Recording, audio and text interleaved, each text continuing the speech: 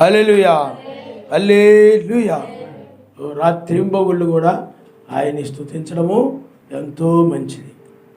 కాబట్టి మనము ఈ ఉదయవేళ ఆయన యొక్క పాద సన్నిధి చేరి మనము ఆయన వాక్యముని విని మనము ఆయన ప్రార్థనలో మనము గడుపుదాం.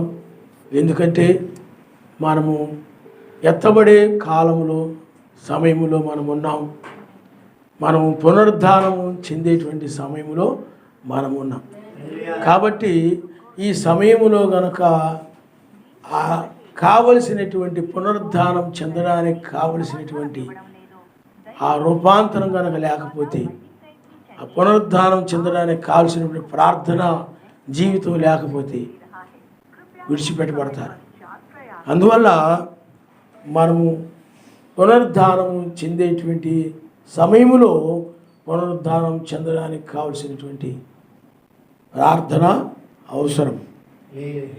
బైబిల్లో ఆయన ఎప్పుడు కూడా ఎల్లప్పుడూ నిత్యము ఎడతెగక అలాగ ప్రార్థన చేయమని చెప్పాడు తప్ప మీరు ఒక అరగంట చేస్తే సరిపోదులే, ఒక గంట చేస్తే సరిపోదులే అని చెప్పలేదు ఆయన. కాబట్టి నిత్యము ఎడతెగక ఎల్లప్పుడూ ఈ విధంగా ప్రార్థన చేయాలని బైబిల్ చెప్తా ఉంది. ఆయన నామస్తాను. హల్లెలూయా. అలాగే బైబిల్లో ప్రార్థించిన వారు కూడా ఉన్నారు. కొర్నేలి ఉన్నాడు. అతడు ఎల్లప్పుడూ కూడా ఏం చేసేవాడు చెప్పండి? ప్రార్థించేవాడు, ధర్మకార్యాలు చేసేవాడు, సర్వశక్తిమంతుడంటే భయపడేవాడు. ఆ విధంగా కొర్నేలి భక్తి కలిగిన వాడని చెప్తా ఉంది. కాబట్టి మనము ఈ యుగము అంతరించిపోయి నూతనమైనటువంటిది రాబోతూ ఉన్నది కనుక, అంటే రోమా సామ్రాజ్యం యొక్క యుగము. ఎందుకంటే మొదటిది ఆ యొక్క బంగారము ఆ యుగం అయిపోయింది. ఆ తర్వాత అదే బబులోను సామ్రాజ్యము, ఆ సామ్రాజ్యం యొక్క యుగం అయిపోయింది. అలాగే మాదీ పారసీక సామ్రాజ్యము, ఆ సామ్రాజ్యం యొక్క యుగము అయిపోయింది. ఆ తర్వాత గ్రీకు సామ్రాజ్యము ఆ యుగం అయిపోయింది. ఇప్పుడు రోమా సామ్రాజ్యము యొక్క యుగము కూడా ముగించి ఇంకా ఆయన తన రాజ్యముతో 1000 ఏండ్లు పరిపాలించబోతూ ఉన్నాడు. అందువలనే మనము ఈ స్పష్టముగా మనము తీర్పు దినములో ఉన్నామని లేఖనం ద్వారా ప్రపంచంలో జరుగుతున్న పరిస్థితులను బట్టి ఆ యొక్క కాలము ద్వారా మనము ఈ యొక్క తీర్పు దినములో ఉన్నామని మనము గ్రహించగలుగుతున్నాం. ఎందుకనంటే 4 జాములు ఆ సంవత్సరాలు కూడా ఆ కాలంలో ఒక కాలంలో 120 సంవత్సరాలు, ఈనాడు కూడా 120 ఏండ్లు. ఇవన్నీ కూడా ఆయన బయలుపరచకపోతే మనకేమీ తెలియదు పరిశుద్ధాత్మ ద్వారానే. అందుకని ఏలియా అంటాడు, మీ వంటి మనుష్యుడివే. ఏలియా కూడా మన వంటి మనుష్యుడే. అందరూ కూడా ఆయన బయలుపరిస్తే ఏదైనా చెప్పగలుగుతారు తప్ప మోషే కానీ ఎవరైనా కానీ పరిశుద్ధాత్మ బయలుపరచుడు ద్వారానే చెప్పగలుగుతారు. కాబట్టి పరిశుద్ధాత్మ మనకి ఈ సమయాన్ని, ఈ దినాన్ని, ఇవన్నీ కూడా బయలుపరచబడిన దాన్ని బట్టి మనం ఎత్తబడే కాలంలో ఉన్నామని ఈ వర్తమానము ద్వారా మనకు ఎత్తబడడానికి కావలసిన విశ్వాసం కలుగుతూ ఉంది. ఆయన నమ్మసి హల్లెలూయా. ఈ వర్తమానం ఏం చేస్తుంది చెప్పండి? నీకు ఎత్తబడే విశ్వాసాన్ని ఇస్తూ ఉంది. అంటే అవునురా, మనం హిందూ దినంలో ఉన్నామురా, తెల్లవారుజాములో ఉన్నాము. బైబిల్లో తెల్లవారుజాములోనే అనగా హిందూ దినము రాత్రి యొక్క 4వ జాము 3వ దినంలోనే మెస్సయ్య ఆరోహణమయ్యాడు, ఆ పునరుద్ధానం చెందాడు. ఆ తర్వాత 40వ దినమున ఆయన ఆరోహణమయ్యాడు. కాబట్టి మనము కూడా ఇప్పుడు అదే సమయంలో అదే కాలంలో మనమున్నాము. ఇప్పుడు నేను ఎత్తబడే సమయం ఇదే అని ఈ వాక్య వినుల ద్వారా నీకు కూడా ఎత్తబడే విశ్వాసము కలుగుతూ ఉంది. అందుకే వాక్య వినుల వల్ల విశ్వాసము కలుగుతుంది. కాబట్టి ఇది ఎత్తబడు అంటే పునరుద్ధానానికి సంబంధించిన వర్తమానం. కాబట్టి నీకు కూడా పునరుద్ధానానికి కావాల్సిన విశ్వాసము కలుగుతూ ఉందన్నమాట. అప్పుడు ఆ యొక్క విశ్వాసాన్ని బట్టి శరీరం మార్పు చెంది పైకి వెళ్ళిపోతుంది, పైకి కొనిపోబడుతుంది. కాబట్టి మనం ఉన్నటువంటి ఈ యొక్క కాలము పునరుద్ధాన కాలము. దాని మీదే మనము నేర్చుకోబోతున్నాం. ఈ యొక్క ఉదయవేళ మనము నేర్చుకునే వర్తమానం ఏమిటి అంటే, పునరుద్ధానమందు ఎలోహిము దూత వలె మారుట. పునరుద్ధానమందు ఎలోహిము దూత వలె మారుట. మీరు లూకాసు వార్త 20వ అధ్యాయము 27వ వచనం నుండి మనం చదువుకుందాం. పునరుద్ధానము లేదని చెప్పిడి సద్దూకయ్యులు కొందరు ఆయన ఎందుకు వచ్చి ఇట్లా అన్నారు, బోధకుడా, భార్య బ్రతికి ఉండగా ఒకని సహోదరుడు సంతానము లేక చనిపోయిన ఎడల అతని సహోదరుడు అతని భార్యను పెళ్లి చేసుకుని తన సహోదరునికి సంతానము కలుగు చేయవలని మోషే మనకు వ్రాసి ఇచ్చెను. 7 సహోదరులు ఉండిరి. మొదటివాడొక స్త్రీని పెళ్లి చేసుకుని సంతానము లేక చనిపోయాను. రెండవ వాడును మూడవ వాడును ఆమెను పెళ్లి చేసుకున్నారు.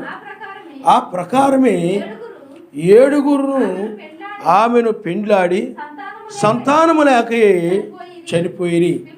పిమ్మట ఆ స్త్రీ చనిపోయాను.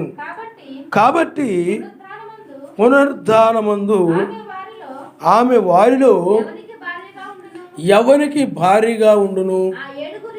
ఆ 7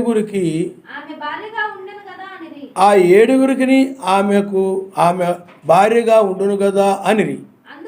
అందుకు మెస్సయ్య, ఈ లోకపు జనులు పెండ్లి చేసుకుందురు, పెండ్లికి ఇవ్వబడుదురు గాని పరమును మృతుల పునరుద్ధానమును పొందుటకు యోగ్యులని ఎంచబడిన వారు పెండ్లి చేసుకునరు, పెండ్లికి ఇవ్వబడరు.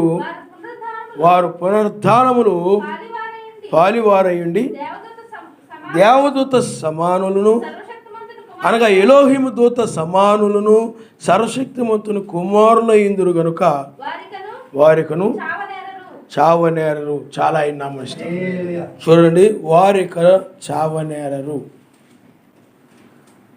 పునరుద్ధానమందు ఏ విధంగా ఉంటారో ఇక్కడ వ్రాయబడతా ఉంది.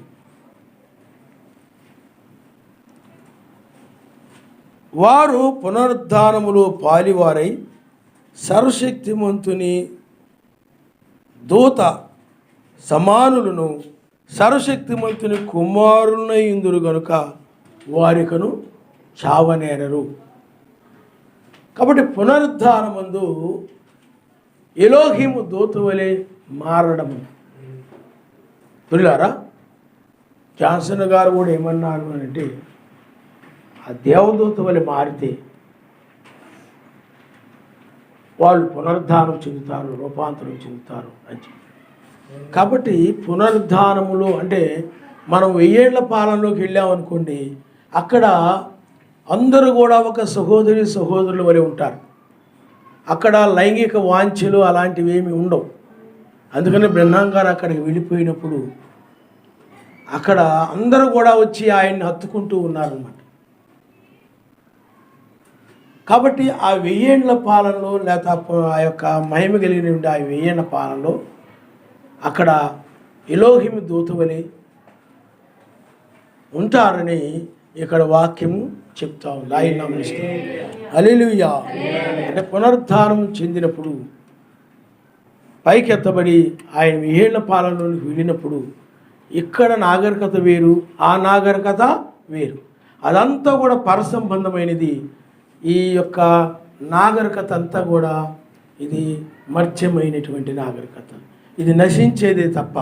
అందుకని మన చరిత్రలో ఎన్నో నశించిపోవడం మనం చూస్తున్నాం. ఆ నశించిపోయినవి, గతించిపోయినవి, శిథిలమైపోయినవి ఇవన్నీ కూడా చరిత్రగా మిగిలిపోయి ఉన్నాయి.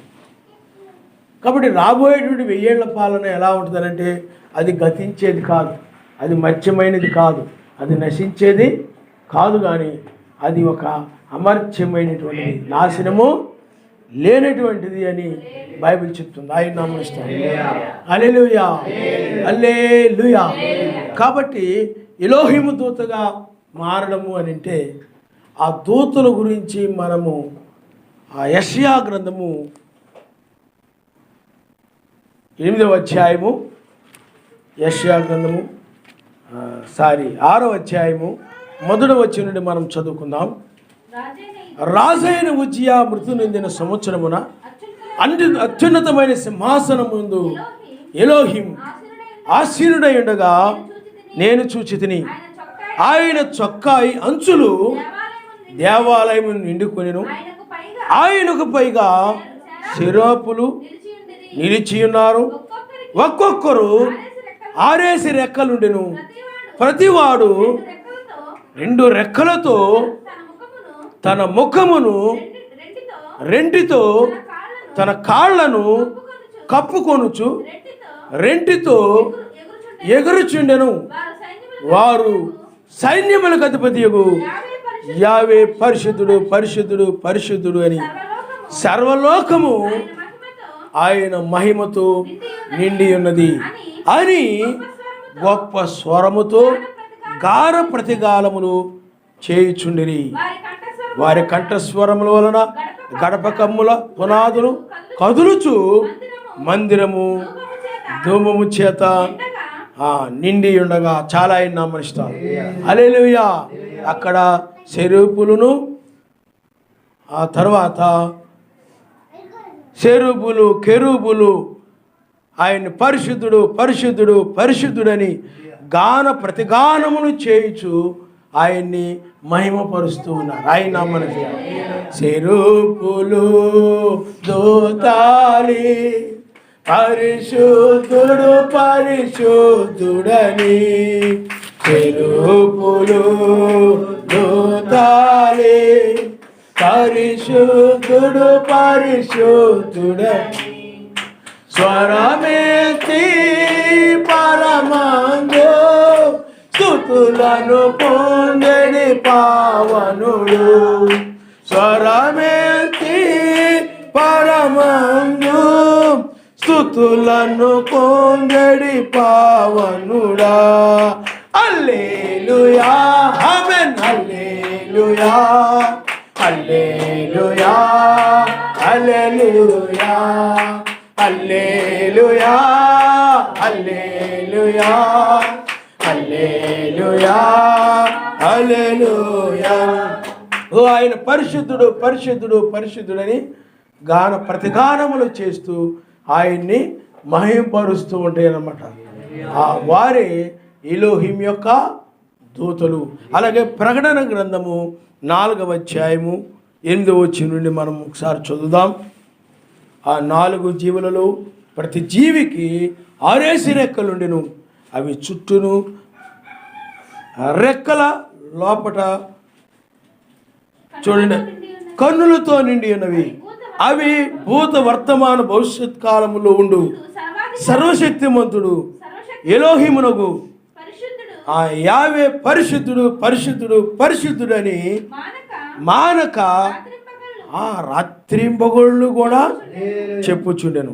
ఆ సింహాసనం ముందు ఆసీనుడయుండి యుగయుగములు జీవించువానికి మహిమయు ఘనతయు కృతజ్ఞతాస్తుతులను కలునుగాకని ఆ జీవులు కీర్తించుచున్నాయి. ఆయన నామమునిస్తారు. అక్కడ కీర్తన గాన ప్రతిగానములతో ఏం చేస్తారు చెప్పండి? పరిశుద్ధుడు పరిశుద్ధుడు పరిశుద్ధుడని ఆయన స్తుతిస్తూ గణపరుస్తూ రాత్రింబగుళ్ళు కూడా ఆ దూతలు ఆయన్ని మహింపరుస్తూ ఉంటాయి. ఆయన వాళ్ళు ఆయన ఆ విధంగా మహింపరుస్తూ ఉంటారు. కాబట్టి పునరుద్ధానం ముందు మీరు దూతల వలె మార్పు చెందుతారు, మారుతారు అని చెప్తున్నాడు. అందుకే పునరుద్ధానం ముందు ఎలోహిం దూతల వలె మారాలి.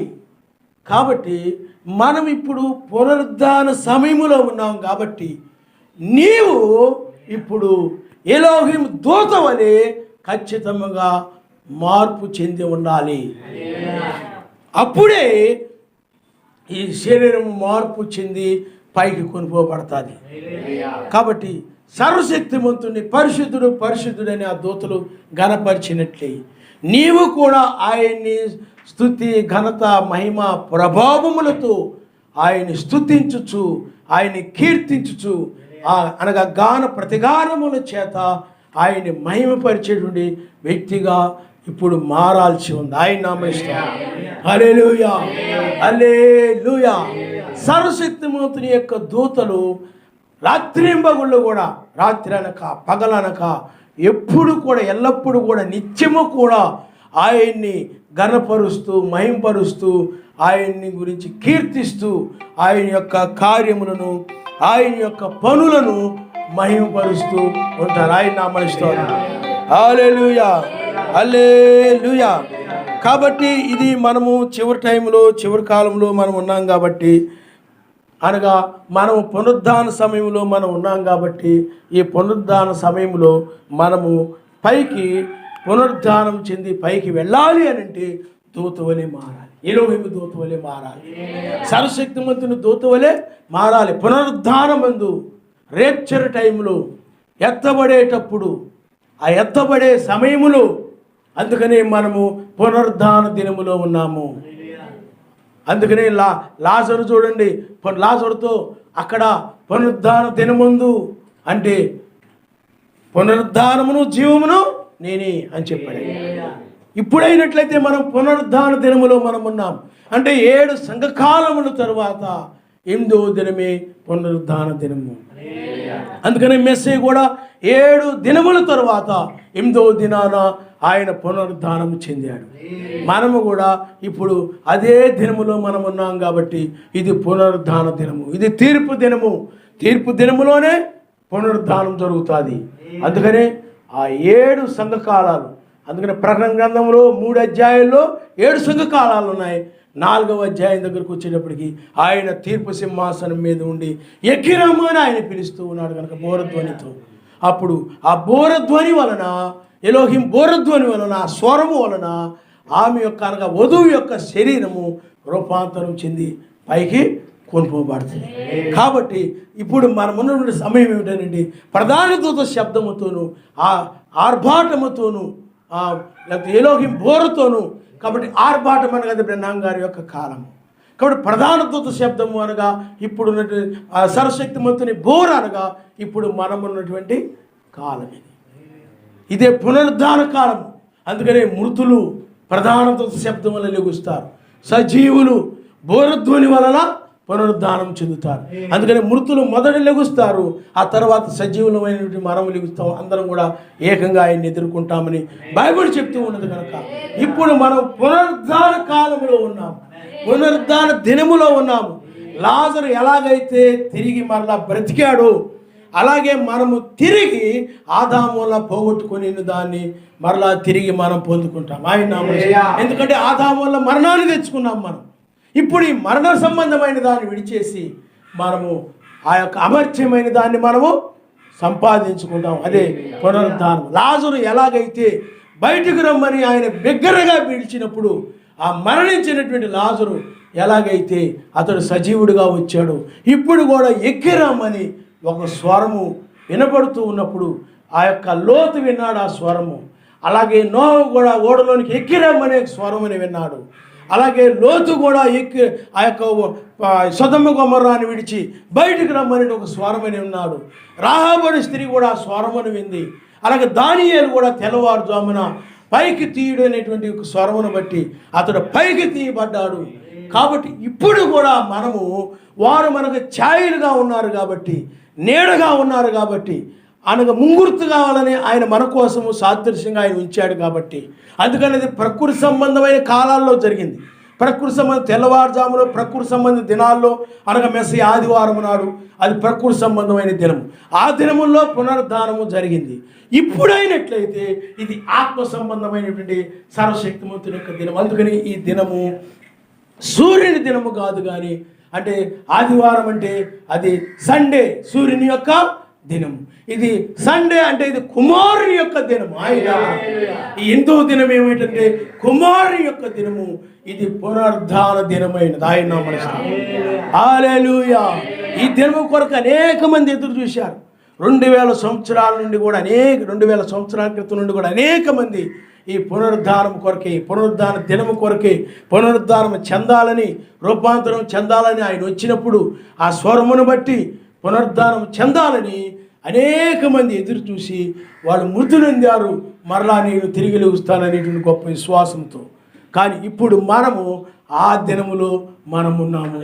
అదే మనిషి కుమారుని దినము, అదే 8వ దినమని తెల్లవారుజామున ఉన్నాం మనము.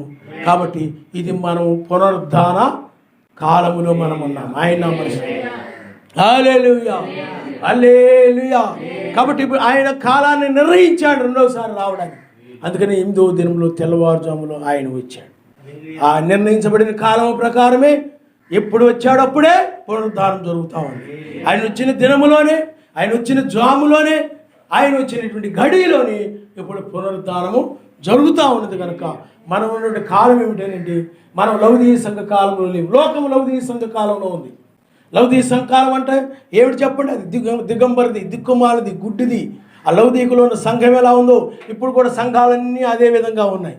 అయితే ఆ లౌదీయ సంఘ కాలంలో నుండి మనం ఏలియా వర్తమానం ద్వారా అలాంటి సంఘాల నుండి వధువు బయటకు వచ్చింది. ధనవృద్ధి చేసుకుని నాకేమి కొదువు లేదని దిగంబరిది, దిక్కుమాలది, గుడ్డిదైన ఆ సంఘాల నుండి ఆమె బయటకు వచ్చి ఇప్పుడు ఆమె 8వ దినములో ఉన్నది. లోకమైనట్లయితే లౌదీయ సంఘ కాలంలోనే ఉంది. మనం 7వ సంఘ కాలం తర్వాత 8వ దినములో మనం ఉన్నాం. లోకము లౌదీయ సంఘ కాలంలో ఉంది కానీ 8వ దినములో లేదు. అందుకనే అది ఎరుగదు అన్నది బైబిల్లో. వారు ఎరుగకపోయి జలప్రళయం వచ్చి కొట్టుకొని పోయే వరకు కూడా ఆ దినం ఎప్పుడు వచ్చిందో, ఆయన ఎప్పుడు వాళ్ళని తీసుకొని వెళ్ళాడో వాళ్ళకి తెలియలేదని బైబిల్ చెప్తా ఉంది. సొదొమ గొమొర్రా మనుషులకు కూడా లోతు ఎప్పుడు వెళ్ళిపోయాడో అనేది, వాళ్ళు ఏ సమయంలో వాళ్ళు వెళ్ళిపోయారు అనేటువంటిది వాళ్ళకు కూడా, లోకానికి కూడా తెలియదని, ఎరుగలేదని బైబిల్ స్పష్టంగా మెస్సీయ స్వయంగా చెప్పాడు అన్నమాట. కాబట్టి ఈ దినము లోకానికి కాదు, లోకస్తులకు కాదు, మతశాఖ సంఘాలకు కాదు. బ్రహ్నాం గారి చర్చిలో కొంతమంది దుర్బోధకుల సంఘాలు ఉన్నాయి. ఆ దుర్బోధక సంఘాలకు కాదు, కానీ ఇది ఏర్పరచబడిన జగత్తు పునాది వేయబడక మునిపే ఏర్పరచబడిన వారికి నిర్ణయించబడినటువంటి ఆయన నామముస్తారు. హల్లెలూయా, హల్లెలూయా. ఇది ముందుగా నిర్ణయించబడినటువంటి వారి కోసము అది మరుగుగా ఉంచబడి ఎవరికి తెలియకుండా దాన్ని రహస్యంగా ఉంచి, ఇప్పటికి కూడా రహస్యమైన దాన్ని లోకానికి రహస్యంగా ఉంచి ఆయనకు వధువుకు మాత్రమే దీన్ని బయలుపరుస్తాడు. ఆయన హల్లెలూయా. అందుకనే ఇంతకు ముందు అయినట్లయితే అది లోకానికి మరుగుగా ఉంది, మనకు కూడా ఆయన రాకడం మరుగుగా ఉంది. కానీ ఇప్పుడైనట్లయితే ఆయన రాకడం మనకు మరుగుగా లేదు. కానీ ఆ పునరుద్ధాన సమయము, ఇది పునరుద్ధాన సమయం, ఇది లేకపోతే ఇది మనం ఉగ్రతను తప్పించుకునే సమయం, ఇది ఎత్తబడే సమయం ఇది అని మనకి మరుగుగా లేకుండా ఆయన బయలుపరిచాడు. కానీ ఈ పునరుద్ధాన దినము, పునరుద్ధానము అంటే ఈ ప్రపంచంలో మనం పైకి కొనుకోబడేటువంటి ఈ సమయము, లోతు వలె సోయరికి వెళ్ళేటువంటి ఆ సమయము, ఈ సమయము ఒకటే. కాబట్టి ఇప్పుడు ఈ సమయము లోకానికి తెలియదు. కానీ ఆనాడు ఆ యొక్క లోతు ఎరిగి ఉన్న రీతి కానీ, దానియేలు ఎరిగి ఉన్న రీతి కానీ మనము కూడా ఇప్పుడు పునరుద్ధాన సమయంలో మనం ఉన్నాం. ఆయన నామముస్తాం. హల్లెలూయా. ఈ పునరుద్ధాన సమయంలో నీవు ఒక దేవదూత వలె, అనగా ఎలోహిము దూత వలె పరిశుద్ధుడు, పరిశుద్ధుడు, పరిశుద్ధుడు, పరిశుద్ధుడని నిత్యము కూడా మానకుండా, ఎల్లప్పుడూ కూడా, ఎప్పుడు కూడా మానకుండా ఆయన్ని స్తుతించేటువంటి ఒక దూత వలె నీవు ఉండాలి. ఆయన నామమున హల్లెలూయా. అయితే ఎలా కుదురుద్దండి? మనం ఏమైనా పరలోకంలో ఉన్నావా? భూమి మీదే ఉన్నాం కదా.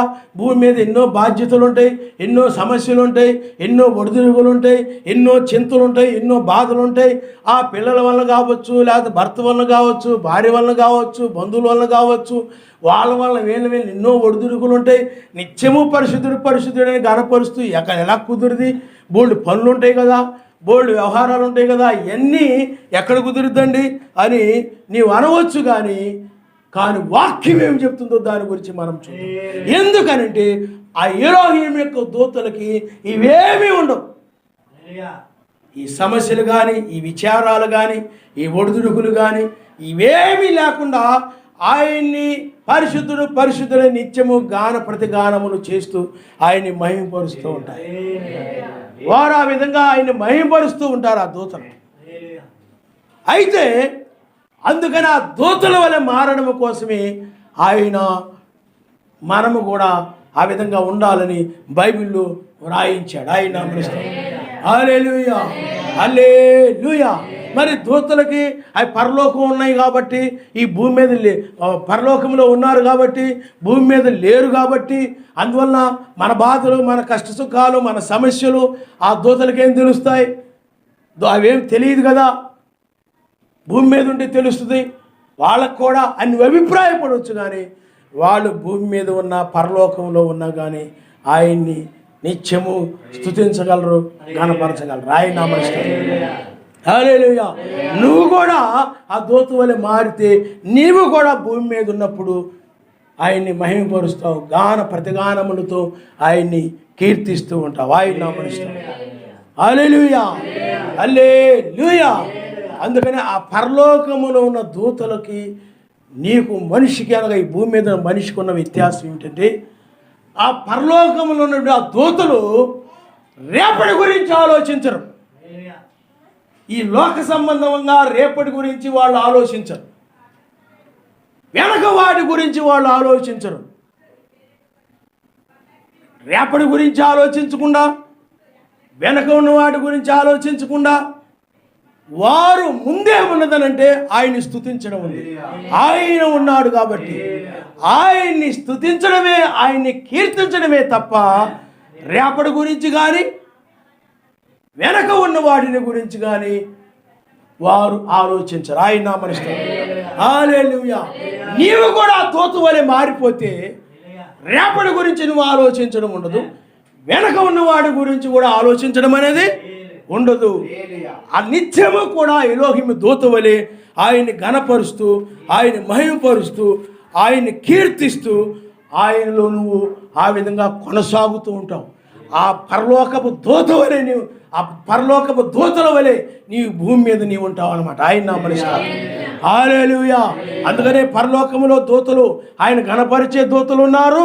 ఇక్కడ భూమి మీద, ఆ భూమి మీద కూడా ఆయన్ని మహిమపరిచేటువంటి, ఆయనకు గాన ప్రతిగానములు చేసి ఉండే దూతలు ఉన్నారు. వారే ఆయన యొక్క వధువై ఉన్నది. ఆయన హల్లెలూయా, హల్లెలూయా. కాబట్టి మనకి మత్తయి సువార్త 6వ అధ్యాయంలో ఒక మాట ఉన్నది, మనం చదువుకుందాం. మత్తయి సువార్త 6వ అధ్యాయము, మత్తయి సువార్త చూడమ్మా, 6వ అధ్యాయము 34 వచనాన్ని మీరు ఒకసారి చదువు. రేపటిని గూర్చి చింతింపకుడి, రేపటి దినము దాని సంగతులను గూర్చి చింతించును. ఏనాటి కీడు ఆనాటికి చాలు. నాయన నామమున హల్లెలూయా. ఎలోహిం యొక్క దూతలు రేపటి గురించి, రేపు ఏమి తిందునా, ఏమి త్రాగుదునా, ఏమి ధరించుకుందునా, రేపు ఈ పిల్లలకి పెళ్ళిళ్ళు ఏంటి, లేకపోతే భవిష్యత్తు ఏంటి, రేపు వీళ్ళు ఎలా బతుకుతారు, ఏ విధంగా జీవిస్తారు, ఆ విధంగా ఎలోహిం యొక్క దూతలు రేపటి గురించి, తమ గురించి కానీ ఏటిని గురించి వాళ్ళు ఆలోచించరు. నీవు కూడా ఆ దూత వలె మారినప్పుడు పరిశుద్ధుడు, పరిశుద్ధుడు, పరిశుద్ధుడు, పరిశుద్ధుడని నిత్యము ఆయన స్తుతించేటువంటి, గణపరిచేటువంటి, మహిమపరిచేటువంటి, గాన ప్రతిగానములతో ఆయన్ని ఆరాధించేటువంటి ఒక వ్యక్తిగా నువ్వు మారిపోయినప్పుడు రేపటి గురించి నువ్వు ఆలోచన చేయవు.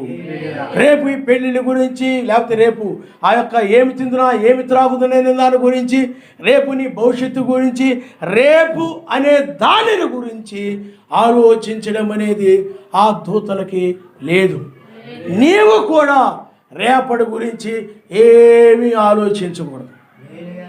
రేపటి దినము నీది కావచ్చు, కాకపోవచ్చు. రేపు నువ్వు భూమి మీద ఉండొచ్చు, ఉండకపోవచ్చు. రేపటి దినము ఏం జరుగుతుందో నీకు తెలియదు. అందుకు ఆయన అంటాడు, దూరదేశమునకు వెళ్ళి వ్యాపారం చేసి లాభము సంపాదించుకుందాము రండని చెప్పుకొని వారులారా, రేపు ఏమి జరుగునో, ఏమి సంభవించునో మీకు తెలియదని చెప్పాడు ఆయన.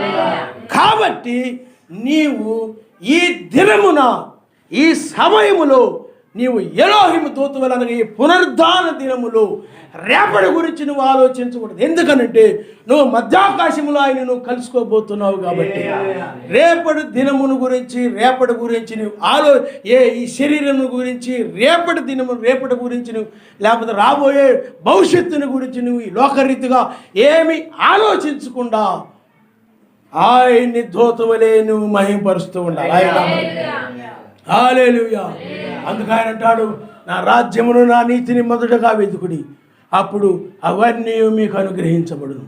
ఆయనకి ఏమి కావాలో మీకేమి కావాలో ఆయనకు తెలుసు.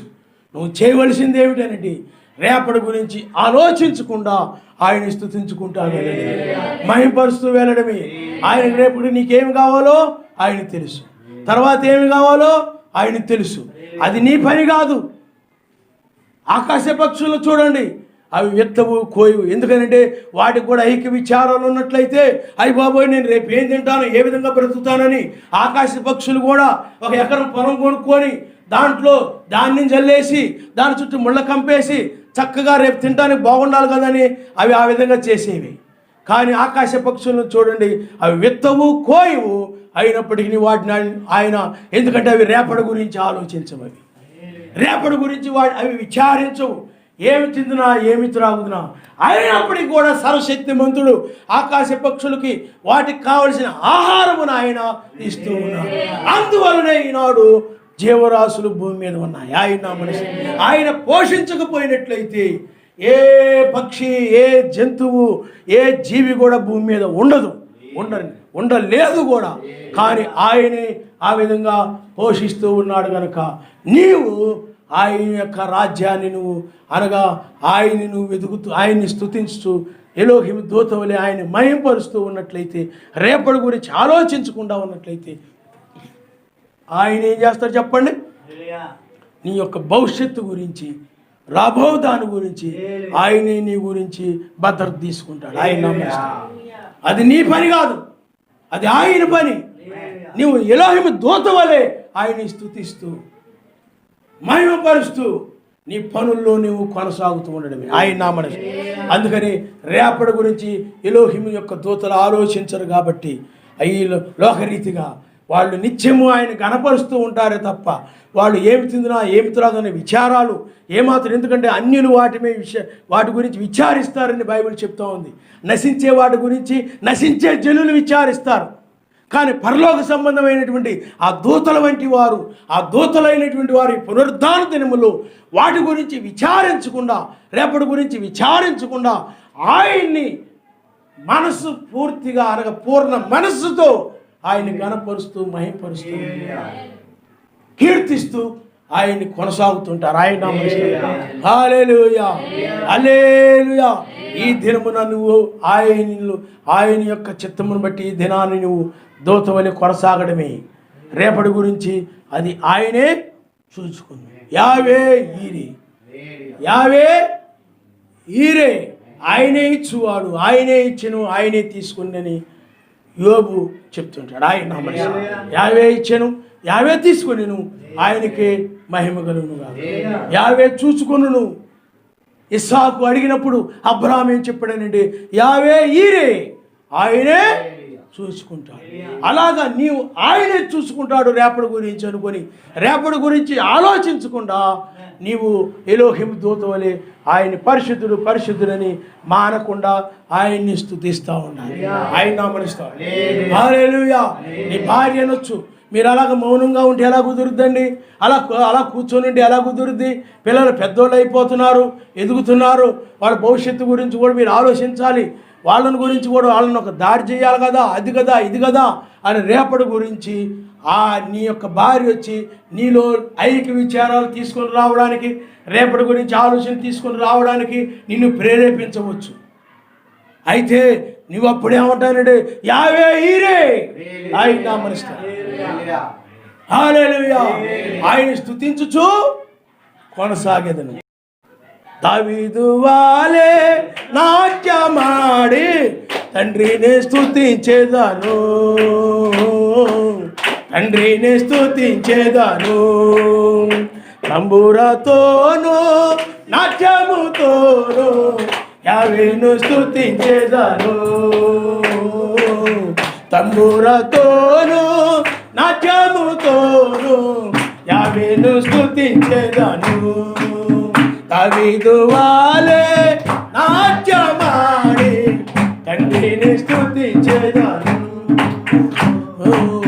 తండ్రిని స్తుతించెదను. స్వరమండల సితారతోను యావేను స్తుతించెదను,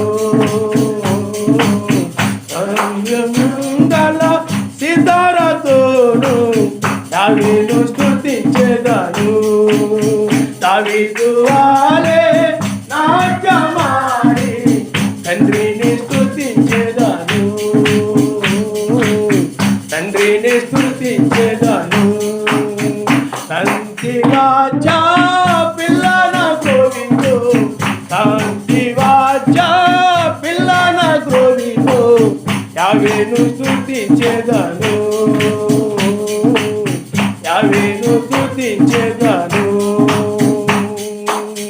గంభీర ధ్వని గల తాళములతో, గంభీర ధ్వని గల తాళములతో యావేను స్తుతించెదను. ఆమేన్. యావేను స్తుతించెదను. దావీదు వాలే నాట్యమాడి తండ్రిని స్తుతించెదను,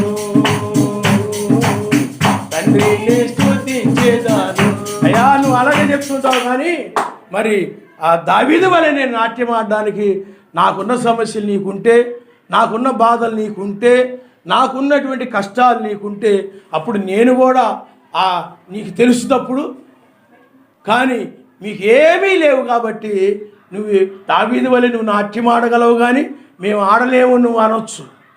కానీ ప్రియారా, ఆ దూతలు ఎలాగైతే రేపటి గురించి ఆలోచించడం లేదు కనుక ఆయన్ని దావీదు వలె, అందుకని దావీదు పరలోక సంబంధమైన దూతలు ఎలాగో భూమి మీద ఒక దూత వలె ఆయన్ని కీర్తించాడు. ఆయన కీర్తనను మనం చూస్తుంటాం. ఆయన నామముతో గాన ప్రతిగానములో చేశాడు ఆయన దావీదు వలె. అందుకని దావీదు ఎలాగో నీవు కూడా ఈ చివరి కాలంలో ఆయనలో కొనసాగుతూ ఉండాలి, రేపటి గురించి కాదు. అందుకు ఫిలిప్పీయులకు రాసిన పత్రిక 3వ అధ్యాయంలో ఏమన్నదంటే చూడండి, ఫిలిప్పీయులకు రాసిన పత్రిక 3వ అధ్యాయము 12వ వచనం నుండి 13వ వచనం నుండి మనం చదువుకుందాం. సహోదరులారా, నేను ఇదివరకే పట్టుకొని ఉన్నానని తలంచుకొనను, అయితే ఒకటి చేయుచున్నాను, వెన్నక ఉన్నవి మరచి ముందున్న వాటి కొరకై వేగిరపడుచు యాశ్వమెస్సయినందు సర్వశక్తిమంతుని ఉన్నతమైన పిలుపునకు కలుగు బహుమానం పొందవలని గురియొద్దకే పరిగెత్తుచున్నాను. ఆయన నామమున హల్లెలూయా. నేను ఇదివరకే పట్టుకొని ఉన్నానని తలంచుకొనను గాని అయితే ఒకటి చేయుచున్నాను, వెనక ఉన్న వాడిని మరచి ముందున్న దాని కొరకై వేగిరపడుచు అంటున్నాడు. రేపటి గురించి ఎలోహిం యొక్క దూతలు ఆలోచించరు, అలాగే వెనక ఉన్న వాటి గురించి, జరిగిపోయినటువంటి వాటి గురించి వాటికి ఆలోచన ఉండదు. అవి పరలోకములో ఉన్నారు కాబట్టి ఈ భూమి మీద నీవు కూడా ఆ దూతల వలె మారాలనంటే ఆ దూతలు వెనక ఉన్న వాటిని గురించి కానీ రేపటి గురించి కానీ ఆలోచించరు కనుక నీవు కూడా ఇప్పుడు ఆ దూతల వలె రేపటి గురించి కానీ వెనక గతించిపోయినటువంటి వాటి గురించి కానీ నీ పొరపాట్లు కానీ నీ యొక్క లోపములు కానీ లేకపోతే ఏవైనా కానీ విడిచిపెట్టిన వాటి గురించి, ఆ యొక్క ఇజ్రాయేల్ ఐగుప్తు నుండి బయటకు వచ్చిన తరువాత విడిచిపెట్టిన వాటి గురించి ఆలోచించారు, భవిష్యత్తు రేపటి గురించి ఆలోచించారు. అందుకనే వాళ్ళు కానానులోనికి ప్రవేశించలేకపోయారు. కనుక నీవు ఎలోహిము దూత వలె మారినప్పుడు పరిశుద్ధుడని కనపరుస్తూ ఉంటావే తప్ప, ఆయనకి ప్రతిగానాలు చేస్తూ ఉంటావే తప్ప రేపటి గురించి నువ్వు ఆలోచించవు, వెనక దాని గురించి ఆలోచించకుండా ప్రస్తుతము నీవు ఇది పునరుద్ధాన సమయము కాబట్టి నీవు ఎలోహిము దూత వలె ఆయన్ని కనపరుస్తూ ఉంటావు. హల్లెలూయా. అందుకే అతను ఏమంటున్నాడంటే, అయితే ఒకటి చేయుచున్నాను, వెనక ఉన్న వాటిని లేకపోతే వెనక ఉన్నవి మరచి ముందున్న వాటి కొరకై వేగిరి పడుచు, ముందున్న దాని కొరకై వేగిరి పడుతూ ఉన్నాను అంటాడు. మన ముందు ఏమున్నదంటే పునరుద్ధానం ఉన్నది. దీనికోసం మనం వేగిరి పడాలి. ఆయన మధ్య ఆకాశానికి రాబోతున్నాడు, అది మన ముందున్నది. ఆ మధ్యాకాశంలో ఆయన ఎదుర్కోవడం నీ ముందున్నది కనుక దానికోసమై నువ్వు ఎగిరిపడే వ్యక్తిగా ఉండాలి. ఆయన హల్లెలూయా. పునరుద్ధానములో ఎలోహిం దూత వలె ఉంటారని బైబిల్ చెప్తా ఉంది. కాబట్టి నీవు ఇప్పుడు ఆ దూత వలె మారుట కొరకై, ఆ దూత వలె ఆయన గణపరచుట కొరకై, ఆ దూత వలె ఆయన ప్రతిగానములు చేయుట కొరకై నువ్వు ఇప్పుడు వేగిరపడే వ్యక్తిగా నీ ముందున్నది. నువ్వు వెనక వాడి గురించి ఆలోచిస్తూ, రేపటి గురించి ఆలోచిస్తూ, గతించిన వాటిని గురించి ఆలోచిస్తూ, రేపటి గురించి ఆలోచిస్తూ నీవు ఆయన స్తుతించలేని వ్యక్తివిగా, ఆయన మహింపరచలేని వ్యక్తివిగా, ఆయన గణపరచలేని వ్యక్తివిగా నీవు ఉన్నావేమో ఆలోచన చేయాలి. అందుకని వెనక వాటిని గురించి ఎలోహిము దూతలు అనగా లోకరీతిగా వెనక ఉన్న వాటిని గురించి, లోక సంబంధమైన వాటి గురించి ఆ దూతలు ఆలోచించరు. రేపటి గురించి ఆ దూతలు ఆలోచించరు. అయ్యో వీళ్ళు పెళ్ళిడికి వస్తున్నారే, వీళ్ళు చదువులకు వస్తున్నారే, పెద్ద పెద్ద చదువులు చదివించాలి, లేకపోతే ఉన్నతమైన చదువులు చదివించాలి, లేకపోతే రేపు నా పరిస్థితి ఏమిటా, అదేమిటా, ఇదేమిటా అని రేపటి గురించి ఏమి, ప్రస్తుతం ఈ దినాన్ని గురించి నీ విన్న దినమే, నువ్వు ఉన్నటువంటి దినమే, నువ్వు ఉన్నటువంటి సమయమే, ఇప్పుడున్న సమయమే. ఆ దూత వలె నువ్వు మారిపోయి ఉండాలి. ఆయన హల్లెలూయా. ఈ దినాన్ని నీకు ఒక దినం ఇవ్వబడిందంటే, ఈరోజు ఒక దినం ఇవ్వబడిందంటే ఆ దూత వలె ఆయన్ని నీవు స్థితించడం కొరకు అది ఇవ్వబడిందని గ్రహించాలి. చాలామంది నాకు ఆయుష్ పొడిగించాడు, ఇవి అనుభవించడానికి, అవి అనుభవించడానికి, వాటి కోసం వీటి కోసం నాకు ఆయుష్ ఇచ్చాడు అని చాలామంది చెప్తూ ఉంటారు. వెనక ఉన్న వాటి కోసం, ముందున్న వాటి కోసం నాకు ఆయుష్ పొడిగించాడు, ఇవన్నీ అనుభవించడం కోసం, ఇవన్నీ సంపాదించడం కోసం, ఇవన్నీ చేయడం కోసం నాకు ఆయుష్ ఇచ్చాడు అంటారు చాలామంది. నీకు ఆయుష్ ఆయన ఎందుకు ఇచ్చాడంటే ఈ చివరి సమయంలో ఆ దూత వలె మారి ఆయన ఘనపరచుటకు, మహింపరచుటకి. ఆయన హల్లెలూయా, హల్లెలూయా. కాబట్టి పిల్లరా, అందువల్ల నీవు ఎప్పుడైతే రేపటి గురించి ఆలోచించకుండా, వెనక ఉన్న వాటిని మరిచిపోయి, వెనక భవిష్యత్తు గురించి ఆలోచించకుండా, గతముల గురించి ఆలోచించకుండా, ప్రస్తుతము నువ్వు పునరుద్ధానం చెందడానికి ఈ దినమున నీవు దూత వలె మార్పు చెంది ఉండడమే, దూత వలె మారి ఉండడమే ఈ దినాన్ని నేను అది కలిగి ఉన్నానా లేదని చూసుకోవాలి. ఆయన హల్లెలూయా, హల్లెలూయా. కాబట్టి ఇప్పుడు మనమున్న సమయం ఏమిటి చెప్పండి? పునరుద్ధాన దినము. కాబట్టి ఈ దినములో నువ్వు దూత వలె మారాలి. ఎత్తబడాలంటే మీ యొక్క వర్తమానం వింటున్నానండి, వర్తమానం అర్థమవుతుంది. అవును, మీరు 8వ దినమనే చెప్తుంటారు కదా, తెల్లవారుజామున చెప్తుంటారు కదా, అర్థమైపోతుందండి, చాలా బాగా అర్థమైపోతుంది అన్నంత మాత్రాన అబద్ధం. రక్షించబడరు. ఎవరి మటుకు వాళ్ళు ఏమైపోవాలి చెప్పండి? దూత వలె మారాలి.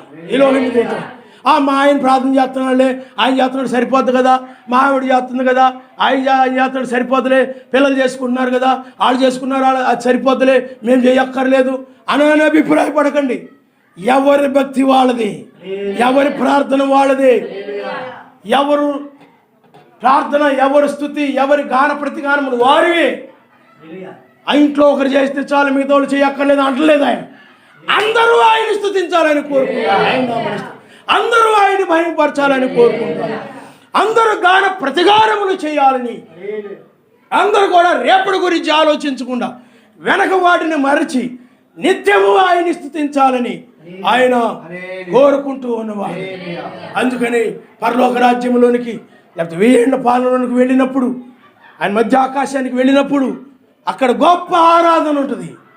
ఆరాధనలో అందరూ కూడా, అన్ని దేశాల నుండి వచ్చినటువంటి వారందరూ కూడా దూతల వలె, ఎలోహిం దూతల వలె వస్తారు అక్కడికి. అందరూ దూతల వలె ఆయన్ని గణపరుస్తారు, మహింపరుస్తారు, గాన ప్రతిగానములు చేస్తూ ఉంటారు, ఆయన కీర్తిస్తూ ఉంటారు. ఆయన గొప్ప ఆరాధన, గొప్ప. అందుకని పరలోకంలో దూతలకు ఎలాగైతే రేపటి గురించి విచారించవో, వెనక ఉన్న వాటిని గురించి విచారించవో, అవి మర్చిపోతాయి. వెనక వాటిని మర్చిపోయి ఆ యొక్క వ్యర్థమైన వాటిని, పనికిరాని వాటిని కూడా మర్చిపోయి, ఇతరులకి ఉపయోగపడనటువంటి, ఇతరులకి మేలుకరము కానటువంటి వాటిని కూడా మర్చిపోయి, ముందున్నటువంటి తన ముందు ఏది ఉన్నదో, ఏ వర్తమానం ఉన్నదో, ఏ వాక్యం ఉన్నదో, ఏ రాజ్యం ఉన్నదో, ఆ రాజ్యము కొరకై వేగిర పడుతూ ఉండాలి. అయినా మనకి హల్లెలూయా ఎలోహిము దూతల వలె ఆయన్ని ఘనపరుస్తూ మహింపరుస్తూ నిత్యము స్తుతిస్తూ ఉండాలి. ఆయన నామనిస్తూ. అందుకే జాన్సన్ గారు ఏమనేవారంటే పరలోకం వెళ్ళిపోయిన తర్వాత, లేకపోతే ఆయన సన్నిధికి వెళ్ళిపోయిన తర్వాత ఆయన సమాజాన్ని చూపించి, ఇదిగో వీళ్ళు నీవు నాకు అప్పగించిన వారు, ఇదిగో అని చెప్పి, అప్పుడు స్తుతియు ఘనత మహిమ ప్రభావం మన యేషువకే చెల్లునుగా. సత్య స్వరూపి సర్వాధికారి చెల్లును నీకే స్తుతి స్తోత్రం. జయము జయము జయము జయము జయము జయము. వర్తమానములో ఉన్నవాడా, భూతకాలములో ఉన్నవాడా, వర్తమానములో ఉన్నవాడా, భూతకాలములో ఉన్నవాడా, భవితవ్యములో ఉన్నవాడా, బలము ఘనత పొందువాడా. జయము జయము ఆమేన్. జయము జయము జయము. సిలువ మరణము వినవాడా, చిక్కితేను సాతానుని శిరము. సిలువ మరణము చిక్కితేను సాతానుని శిరము. సింహాసనము దాసియుడా, సజీవుడా, సర్వాధిపతి. సింహాసనము దాసియుడా, సజీవుడా, సర్వాధిపతి. జయము జయము జయము జయ జయము జయము జయము. నాలుగు జీవులు నిలువోయా, సర్వజనులని స్తుతింప. నాలుగు జీవులు నిలువోయా, ఆమేన్. సర్వజనులు కిరీటములని ముందుంచి సాగిలపడి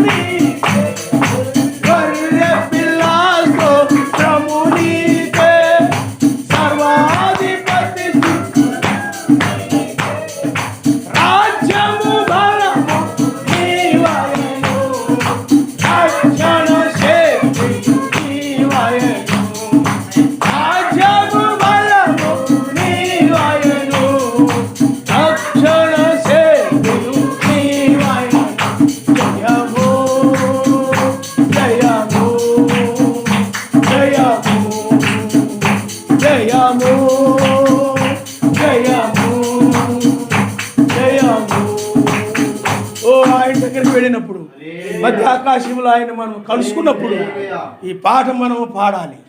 ఆయన నామములో హల్లెలూయా, జయము జయము అని ఆయన ఎదుట మనం దీన్ని పాడాలి. అందువల్ల ప్రియులారా, గాన ప్రతిగానములు చేసే ఎలోహిం దూత వలె నువ్వు మారాలి. ఆయనే చెప్పాడు కనుక వెనక వాటిని నువ్వేం చేయాలి చెప్పండి? మర్చిపో. నువ్వు అవి జ్ఞాపకం ఉంచుకున్నట్లయితే, అవి ఉన్నట్లయితే నీ జీవితంలో నువ్వు పుట్టిన దగ్గర నుంచి అనేక విషయాలు ఉండొచ్చు. వాటన్నిటిని కూడా నువ్వు మర్చిపోతే అప్పుడు నీవు ఆయన్ని స్తుతించగలుగుతావు. దూత వలె నువ్వు ఆయన్ని ఆరాధించగలుగుతావు. ఎలోహిం దూత వలె. రేపటి గురించి నువ్వు ఎప్పుడైతే ఆలోచించకుండా ఉంటావు, నీ కుటుంబం గురించి దేని గురించి అయినా రేపటి గురించి నువ్వు ఆలోచించకుండా ప్రస్తుతము పునరుద్ధాన దినములో ఎలోహిం దూత వలె ఉండాలని నువ్వు గాన ప్రతిగానములు ఎప్పుడైతే నువ్వు చేస్తూ ఉంటావో, మహింపరుస్తూ ఉంటావో, అప్పుడు మధ్య ఆకాశంలో నువ్వు ఈ పునరుద్ధాన దినములో, ఈ పునరుద్ధాన సమయంలో ఆయన్ని మధ్య ఆకాశంలో నువ్వు కలుసుకుంటావు. ఆయన నమస్తే. హల్లెలూయా, హల్లెలూయా. కాబట్టి మధ్య ఆకాశంలో ఆయన నువ్వు కలుసుకోవాలి అని అంటే ఎలోహిం దూత వలె నువ్వు ఇప్పుడు ఇక్కడ మారి ఉండాలి. సర్వశక్తిమంతుడు దూత వలె ఇప్పుడు నువ్వు ఇక్కడ మారితేనే వెళ్తావు. ఎలోహిం దూత వలె మారకుండా నేను ఆదివారం వచ్చేస్తున్నాను, వాక్యం వింటున్నాను, ఉదయకాల వర్తమానం అర్థమైపోయింది, బ్రహ్మం గారి యొక్క వర్తమానం అర్థమైపోయింది, అవును నిజమే 7 తర్వాత 8 అని అర్థమైపోయింది, కాబట్టి బ్రహ్మం గారి కాలం అయిపోయింది, ఇప్పుడు ఇంకో దినంలో అర్థమైపోయిందని మాత్రాన కుదరదు. పునరుద్ధానమందు ఈ సమయంలో నీవు ఈ దినములో నిత్యము ఆయన్ని ఆరాధించేటువంటి దూత వలె మారి ఉండాలి. ఆయన ఎల్లప్పుడూ ఆయన ఎందు ఆనందించు.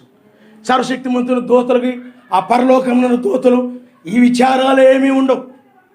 ఈ ఐక్యమైన విచారాల గురించి ఏమీ ఒకరి గురించి ఒకరు విచారించడం కానీ, ఈ శరీరం గురించి విచారించడం కానీ, బట్టల గురించి విచారించడం కానీ, తిండి గురించి విచారించడం కానీ, డబ్బు గురించి విచారించడం కానీ, వస్తువుల గురించి విచారించడం కానీ, లేకపోతే లోకంలో నుండి భూముల గురించి విచారించడం కానీ, గృహాల గురించి విచారించడం కానీ అవేమి కూడా దూతలు కలిగి ఉండవు.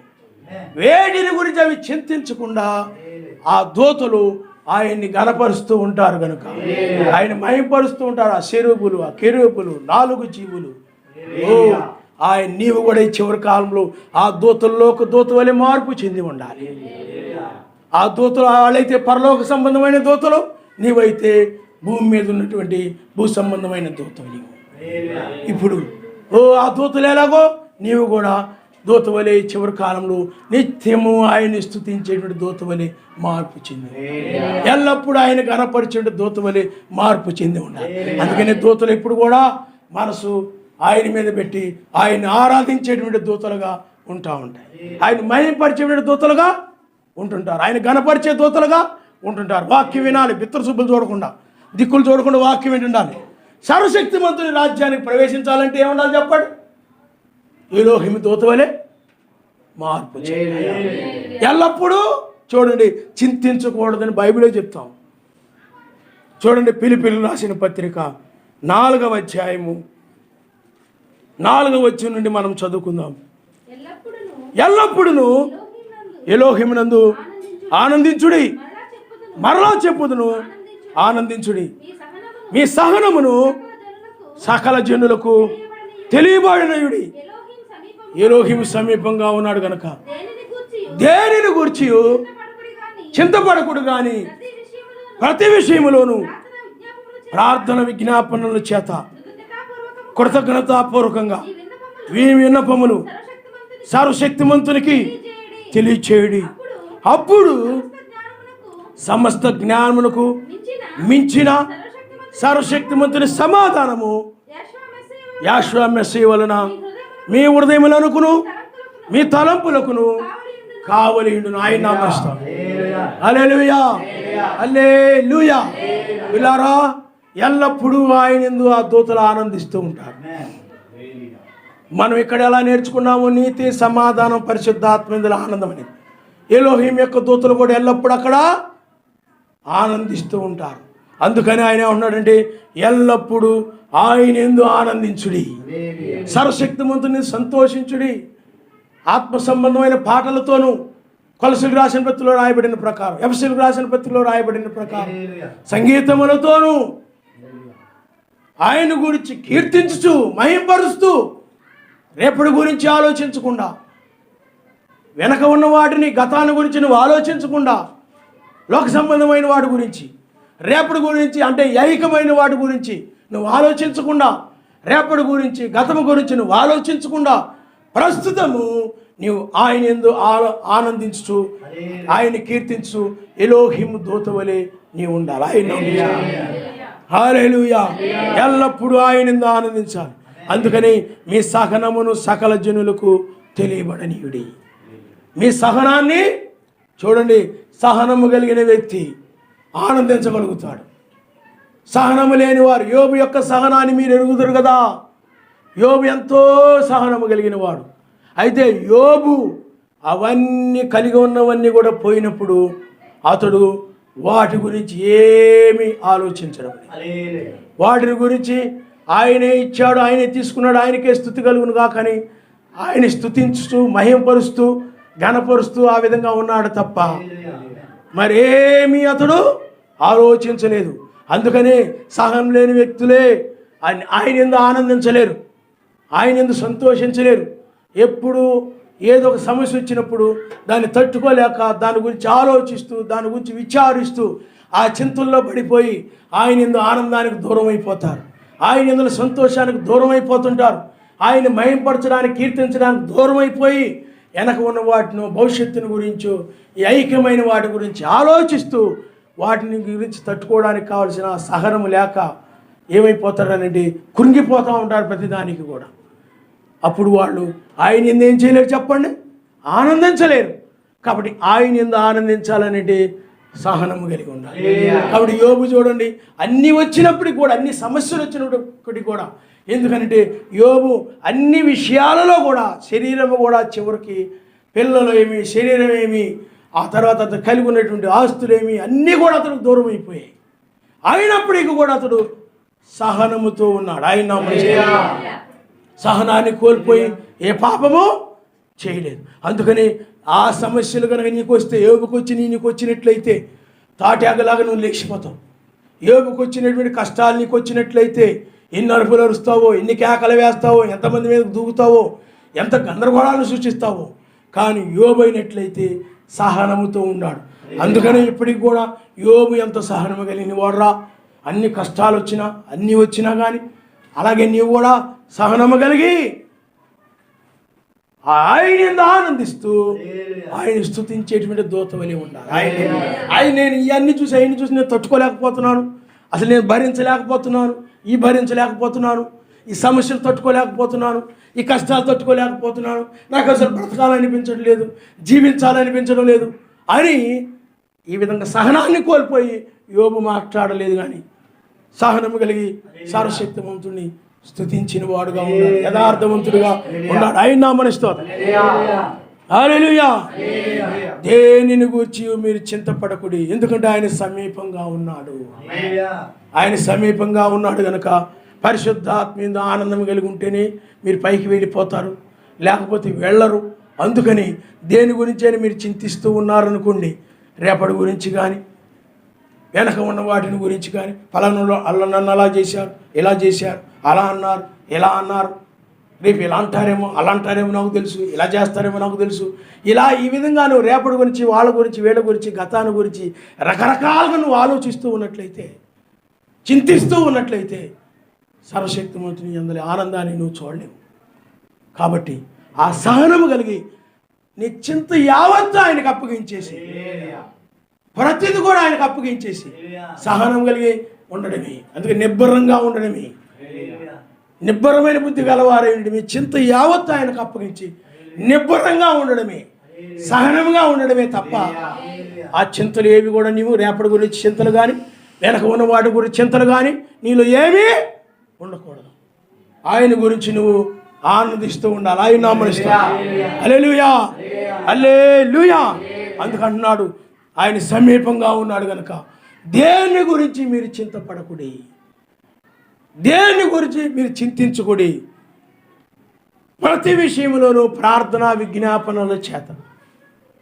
నాయన, గతంలో నేను ఇలాంటి శోధనలో ఉండగా నువ్వు నాకు మేలు చేసి కృప చూపి నన్ను రక్షించావు నాయన.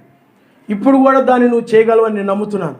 అని నువ్వు కలిగి ఉన్నదాన్ని ఆయన అప్పగించేసి చింతించడం మానుకొని ఆయన స్తుతించాలి. ఆయన హల్లెలూయా. బైబిల్లో సమూయేలు కాలంలో ఏలీ ఉన్నాడు మందిరములు, అన్న పెనిన్నా అనే ఇద్దరున్నారు. అందుట్లో ఒక ఆవిడికి పిల్లలు లేరు. ఆమె తనలో తాను మూలుగుతూ ఉంది. ఏలి అనుకున్నాడు ఆమె ద్రాక్షారసం వల్ల మత్తురాలై ఉన్నదని అనుకున్నాడు. ఆమె అన్నది, నేను ద్రాక్షారసం వల్ల మత్తురాలు నేను కాలేదు, మనోదుఖము గలదానినై నేను ఆయన సన్నిధిని విలిపిస్తున్నాను. అప్పుడు సర్వశక్తిమంతుడు నీ కుమారుడు అనుగ్రహిస్తాడని చెప్పినప్పుడు ఆమె దాని గురించి నమ్మి చింతించడం మానేసి ఆయన కూడా ఏదైనా ఆయన అడిగినప్పుడు ఇంకా దాని గురించి నువ్వు చింతించడం లేదని, దాన్ని నమ్మడం లేదని అర్థం. చింతిస్తున్నావు అంటే దాన్ని నమ్మడం లేదని అర్థం. ఎవరైనా నీవు ఏదో ఒక వస్తువు లేకపోతే ఒక 1000 రూపాయలు అప్పు అడిగావు అనుకోండి, వాళ్ళు అడిగినప్పుడు వాళ్ళు ఇస్తారని నమ్మకం ఉన్నప్పుడు, వాళ్ళు నమ్మకమైన వారు మాట తప్పని వాళ్ళు అయినప్పుడు, అన్న మాట ప్రకారం వాళ్ళు చేసేవాళ్ళు అయినప్పుడు, ఆ 1000 రూపాయలు వాళ్ళు ఇస్తారని నీకు నమ్మకం ఉన్నప్పుడు, వాళ్ళు నమ్మకమైన వాళ్ళు ఏమాత్రం తేడా ఉండదు. వాళ్ళు మాట ఇచ్చారు ఇస్తామని, కాబట్టి డౌట్ లేదు. అప్పుడు నువ్వేం చేస్తావనండి, చింతించవు దాని గురించి. ఎందుకని? ఆ వ్యక్తి మీద ఉన్న నమ్మకాన్ని బట్టి. అది విశ్వాసం అంటే. అది సర్వశక్తిమంతుడు కూడా మాట తప్పని వాడు కనుక, ఆయన నెరవేర్చేవాడు కనుక, అందుకని అడుగుడి మీకు ఇవ్వబడని ఆయన చెప్పాడు. కాబట్టి ఆయన ఇస్తాడని నీకు నమ్మకం ఉన్నప్పుడు ప్రార్థించిన తర్వాత దాని గురించి నువ్వు చింతించడం మానేసి ఆయన స్తుతించాలి. ఆయన నమ్మకం. హల్లెలూయా. అదే కనుక అతడు నెరవేర్చే ఆయన కాదనుకోండి, అడిగాను కానీ రేపు మళ్ళీ మారిపోతుంటాడు ఆయన. రేపు మళ్ళీ నాకు కుదరదు, నా పరిస్థితి బాగలేదు, నేను అన్నానుగా నా పరిస్థితి లేదు, చేస్తానని, ఇప్పుడు నేను చేయలేనని ఆ విధంగా తప్పించుకునే వ్యక్తి, లేకపోతే మాట తప్పిపోయే వ్యక్తి అనుకోండి. ఏమో ఇంతకుముందు కూడా ఆయన అలా చేశాడు, ఇలా చేశాడు, ఇన్నిసార్లు ఇదిగో అదిగో అన్నాడు, కానీ ఆయన చేయలేదు. కాబట్టి మాట తప్పే వ్యక్తి. కాబట్టి ఎలాగా ఏంటా అని నమ్మకం లేనప్పుడు నువ్వేం చేస్తావు చెప్పండి? చింతిస్తూ ఉంటావు. కాబట్టి నువ్వు సేవించుతున్నవాడు నమ్మదగిన వాడు కనుక నీవు ఏమాత్రం కూడా సందేహించకుండా విశ్వసించినప్పుడు దాన్ని ఆయన జరిగిస్తాడు కనుక నీవు ఆయన ఆనందిస్తున్న వ్యక్తి వలె ఉండాలి. హల్లెలూయా.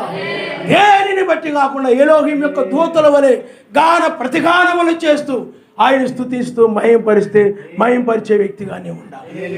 ఎందుకనంటే నువ్వు దయచేవాడవని నువ్వు నమ్మినప్పుడు ఆయన నమ్మకమైన వాడు కనుక, ఆయన నమ్మక ద్రోహి కాదు.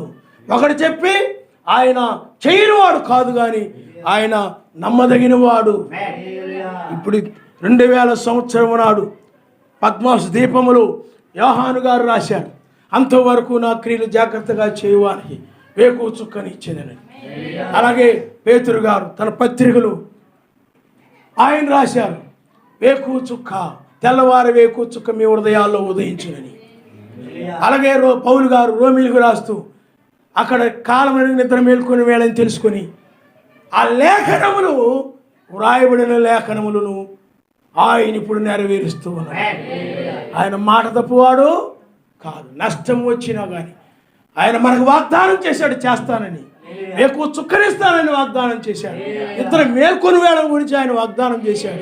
ఆ వాగ్దానమును ఆయన నెరవేర్చువాడు కనుక నీవు ఆయన వాగ్దానం విషయంలో ఏమాత్రము సందేహించక. అబ్రహాము గారు కూడా సర్వశక్తిమంతుడు, వృద్ధులైనప్పటికీ కూడా మీకు సంతానాన్ని ఇస్తానని వాగ్దానం చేసినప్పుడు మేము వృద్ధులం కదా, మాకు ఎలాగ సంతానం కలుగుతారు అని ఏమాత్రము కూడా సందేహించకుండా ఆయనకు అసాధ్యమైనది ఏమీ లేదని నమ్మాడు కనుక ఆ నమ్మకాన్ని బట్టి, ఆ విశ్వాసమును బట్టి సర్వశక్తిమంతుడు అబ్రహాము గారికి సంతానాన్ని ఆయన దయచేశాడు. ఆయన హల్లెలూయా. నీవు కూడా ఈ చివరి కాలంలో సందేహించకుండా విశ్వాసముతో ఉన్నప్పుడు, ఆయన జరిగించగలని నువ్వు నమ్మినప్పుడు, నేను ఏదైతే అడుగుతున్నానో ఆ దూత వలె ఆ స్వభావాన్ని, ఆ స్వరూపాన్ని నిత్యము ప్రార్థించే ఆ జీవితాన్ని నాకు ఆయన దయచేస్తాడు. అమర్చమైన శరీరం నాకు ఆయన ఇస్తాడు. ఆ అమర్చమైన దేహాన్ని నేను పొందుకుంటాను. మధ్య ఆకాశంలో నేను ఆయన కలుసుకుంటాను. నేను దాని గురించి ఆయన అడుగుతున్నాను కాబట్టి దాన్ని నాకు ఆయన ఇస్తాడని నీకు నమ్మకం ఉన్నప్పుడు నువ్వేం చేస్తావు అంటే దాన్ని ఖచ్చితంగా నీవు నమ్ముతావు. ఆయన నమ్మనిస్తావు. హల్లెలూయా. దాన్ని ఆయన ఏం చేయగలడు చెప్పండి? దయచేయగలిగిన వాడు. ఆయన అనుగ్రహిస్తాడు. ఆయనకు అసాధ్యమైంది ఏది కూడా లేదు. నువ్వు నమ్మినప్పుడు చేస్తాడు ఆయన. అది నమ్మటానికి వీలుగానట్టుగా కనబడచ్చు. ఎందుకంటే ఇది ఒక స్వరము. నమ్మడానికి వీలుగానట్టుగా నీకు కనబడవచ్చు, కానీ నమ్ముట వల్ల ఏం జరుగుతుంది చెప్పండి? సమస్తము సాధ్యమవుతుంది. కాబట్టి నువ్వు నమ్ము, ఆయనను ఆనందించు, నీకు చింతించొద్దు. అబ్రహాము గారు కూడా ఏనాడు కూడా చింతించలేదు. పిల్లలు లేరే అని చింతించలేదు. కానీ సర్వశక్తిమంతుడే వాగ్దానం చేశాడు, దాన్ని నమ్మాడు, ఆయన అనుగ్రహించాడు. ఆయన హల్లెలూయా. కాబట్టి నువ్వు కూడా చింతించాల్సిన పని లేదు, నువ్వు కూడా విచారించాల్సిన పని లేదు, రేపటి గురించి నువ్వు ఆలోచించాల్సిన పని లేదు. ఆయన యందు ఆనందించు, ఆయన కీర్తించు, మహిమపరుస్తూ నువ్వు ప్రతి చింత కూడా ఆయనకు అప్పగించేసి దాన్ని ఆయన చేశాడని నువ్వు నమ్ము. నువ్వేది అడుగుతున్నావో దాన్ని ఇచ్చాడని నమ్మి ఆయన యందు ఆనందిస్తూ ఉండు. ఆయన నమ్ముతా. హల్లెలూయా, హల్లెలూయా. అందువలన ఓ ఎలోహిం యొక్క దూతలు వాళ్ళు నిత్యము కూడా ఆయన యందు ఆనందించు, రేపటి గురించి చింతలు లేకుండా, వెనక వాటి గురించి చింతిస్తూ కాకుండా ఎల్లప్పుడూ కూడా ఆయన యందు ఆనందించు, ఆయన్ని కీర్తించేటువంటి దూతల వలె ఉన్నారని మనం చూడగలుగుతున్నాం. ఆయన నామమున హల్లెలూయా, హల్లెలూయా. కాబట్టి పునరుద్ధాన దినములో ఎవరైతే ఆ మహిమ శరీరమును అనగా ఎలోహిం దూత వలె మారి ఉంటారో, ఎందుకంటే 1000 ఏళ్ల పాలనలో రేపటి గురించి ఏమి తిందునా ఏమి త్రాగుదనే ఆలోచనలు ఉండవు. లోక సంబంధమైనటువంటి వెనక వాటి గురించి ఆలోచనలు అక్కడ ఉండవు. 1000 ఏళ్ల పాలనలో ఎప్పుడు కూడా ఆయన గురించి స్తుతిస్తూ, గణపరుస్తూ, కీర్తిస్తూ మహిమపరుస్తూ ఉంటారు. ఎవరైతే రేపటి గురించి ఆలోచిస్తూ ఉంటారు, వెనక ఉన్న వాటిని గురించి వాళ్ళు మర్చిపోకుండా, వాళ్ళ పొరపాట్లు, వాళ్ళ లోక సంబంధం ప్రతిదాన్ని కూడా మర్చిపోకుండా వాళ్ళు వాటిలో కొనసాగుతూ ఉంటారు, ఈ మత్యమైన వాటిల్లో. అలాంటి వారందరూ కూడా విడిచిపెట్టబడి ఉగ్రతలో ఉండిపోతారు. ఈ లోక సంబంధమైన వాటి గురించి చింతించేవారు, ఈ చింతన కలిగిన వారు అన్యులు వంటి వారు కాబట్టి, అన్యులు వంటి క్రైస్తవులు కాబట్టి, అన్యులకు ఏ గతి పట్టబోతుందో అదే గతి ఈ ఐక్య విచారం కలిగిన వారు కూడా పడుతుంది. మెసేజ్ చెప్పాడు, అన్యులైతే విచారిస్తారన్నాడు. ఈ శరీరం గురించి విచారించేది వాళ్ళు, మీరు శరీరం గురించి ఆలోచించొద్దని చెప్పాడు ఆయన. హల్లెలూయా. అందుకని బైబిల్లో రాయబడింది, శరీరేచ్ఛలు నెరవేర్చుకున్నట్టుకు శరీర విషయమై మీరు ఆలోచన చేసుకొనుకుడి. నీవు ఎప్పుడు కూడా సర్వశక్తిమంతుడిని మహింపరుస్తూ ఉండాలి, గాన ప్రతిగానములు ఆయన చేస్తూ ఉండాలి తప్ప రేపటి గురించి కానీ వెనక ఉన్న వాటి గురించి కానీ ఏ మాత్రం కూడా నీవు విచారించకుండా ఎల్లప్పుడూ ఆయన యందు ఆనందిస్తూ, నాట్యమాడుతూ, సంతోషిస్తూ, కీర్తిస్తూ, గాన ప్రతిగానములు చేస్తూ ఎలోహిం దూత వలె ఈ చివరి కాలంలో నువ్వు మార్పు చెంది ఉండాలి, ఎత్తబడాలి. ఆయన నమ్మస్తావు. ఆ విధంగానే నువ్వు పునరుద్ధానం చెందుతావు తప్ప వాక్యం విన్నంత మాత్రాన, వాక్యం అర్థమైనంత మాత్రాన, వాక్యమును నువ్వు గ్రహించగలుగుతున్నంత మాత్రాన రాలేదు. ఇవి గ్రహించడంతో పాటు నీవు ఈ యొక్క దూత వలె, ఎలోహిం దూత వలె నువ్వు మారాలి. ఎలోహిం దూత వలె మారడం అంటే ఏదో 2 రెక్కలు తగిలించుకోవడము, ఏమండి ఏదో తెల్ల బట్టలు వేసుకొని 2 రెక్కలు తగిలించుకొని, లేకపోతే ఏదో కిరీటం పెట్టుకొని క్రిస్టమస్గా వేస్తుంటారు కొంతమంది. అది కాదు మారడం అంటే.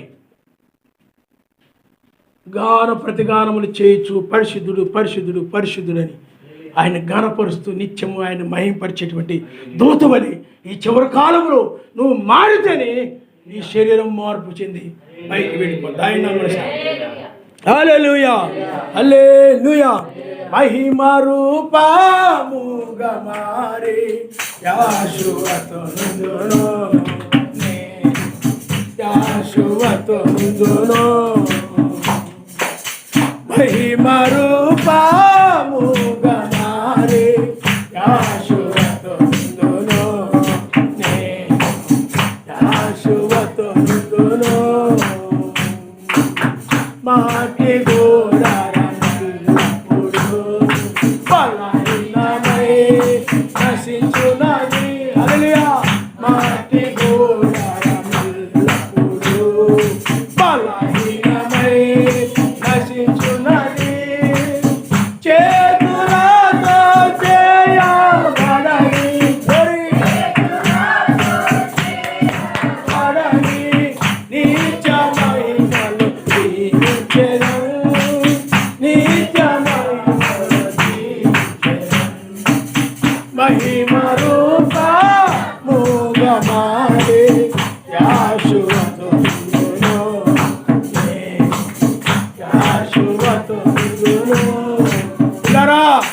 మన నివాసము, మన గుడారము అయినటువంటి శరీరము శిథిలమైపోయినను చేతి పనిగాక సర్వశక్తిమంతుని చేత కట్టబడినది నిత్యమైనటువంటి నివాసములు నా తండ్రి ఇంట అనేకములు కలవని చెప్పాడు ఆయన. ఇప్పుడు ఆ నివాసములు తీసుకుని వచ్చాడు ఆయన. ఇప్పుడు మన నివాసము, నీ నివాసం ఏమిటంటే నీ మహిమ శరీరము, నీ థియోఫెనీ, నీ మహిమ శరీరంలోనికి నువ్వు ప్రవేశిస్తావు. ఎవరు మహిమ శరీరంలో కూడా ప్రవేశిస్తారు. ఆయన నామనిస్తారు. ఎందుకంటే ఒకప్పుడు నీవు మహిమలో ఉన్నావు, ఆదాములో నీవు ఉన్నావు. ఆదాములో నీవు ఆదాము మహిమ శరీరం కలిగి ఉన్నప్పుడు నీవు కూడా మహిమ శరీరం కలిగి ఉన్నావు. కానీ ఆదాము వల్ల నీవు ఆ మహిమ శరీరాన్ని పోగొట్టుకున్నావు. ఇప్పుడు మరలా ఆ మహిమ శరీరాన్ని, ఆ థియోఫెనీని, ఆ మహిమ శరీరాన్ని పొందుకుంటున్నావు. ఆయన నామనిస్తారు. హల్లెలూయా. అందుకని లేవి అబ్రహాములో ఉన్నాడన్నది బైబిల్లో. అబ్రహాములో ఉండి లేవీలు అనగా యాజకులు అబ్రహాములో ఉన్నారు. అబ్రహాములో ఉండి అబ్రహాము ఆనాడు షాలేము రాజుకి దశమ భాగములు చెల్లించినప్పుడు లేవీలు కూడా చెల్లించారని రాయబడింది. అంటే లేవీలు ఎక్కడున్నారు చెప్పండి? అబ్రహాములో ఉన్నారు. అలాగే మనం ఎక్కడున్నాం చెప్పండి? ఆదాములో మనం ఉన్నాం, ఏదోనులో మనం ఉన్నాం, ఆయన శరీరంలో మనం ఉన్నాం. ఆ తర్వాత ఒకరి ఇప్పుడు బయటకు వచ్చాము. ఇప్పుడు మనం ఆదాము యొక్క సంతానమైన మనము ఇప్పుడు కడపటి ఆదాము యొక్క సంతానంగా మారిపోయాం. అన్యులమైన మనము పరిశుద్ధాత్మను బట్టి, ఆయన వాక్యమును బట్టి, ఆ వాగ్దానమును బట్టి, అందుకని నిబంధనలు, ఆచారములు, సమస్తములు, నిబంధనలు అన్నీ కూడా ఇజ్రాయేలు పితరులు వీరి వారు. కానీ సర్వశక్తిమంతుని కృపను బట్టి మనము ఆ నిబంధనలోనికి, ఆ వాగ్దానములోనికి మనం ప్రవేశించాం. ఎందుకంటే ఆ యొక్క నూతన యెరూషలేము గురించిన వాగ్దానము, ఆ నిబంధన ఎవరి కోసము, ఎవరితో చేయబడింది చెప్పండి? ఆనాడు ఇస్సాకు నిమిత్తమేది చేయబడింది. కానీ నిబంధన ఎవరిది? అది ఇస్సాకుకు సంబంధించింది.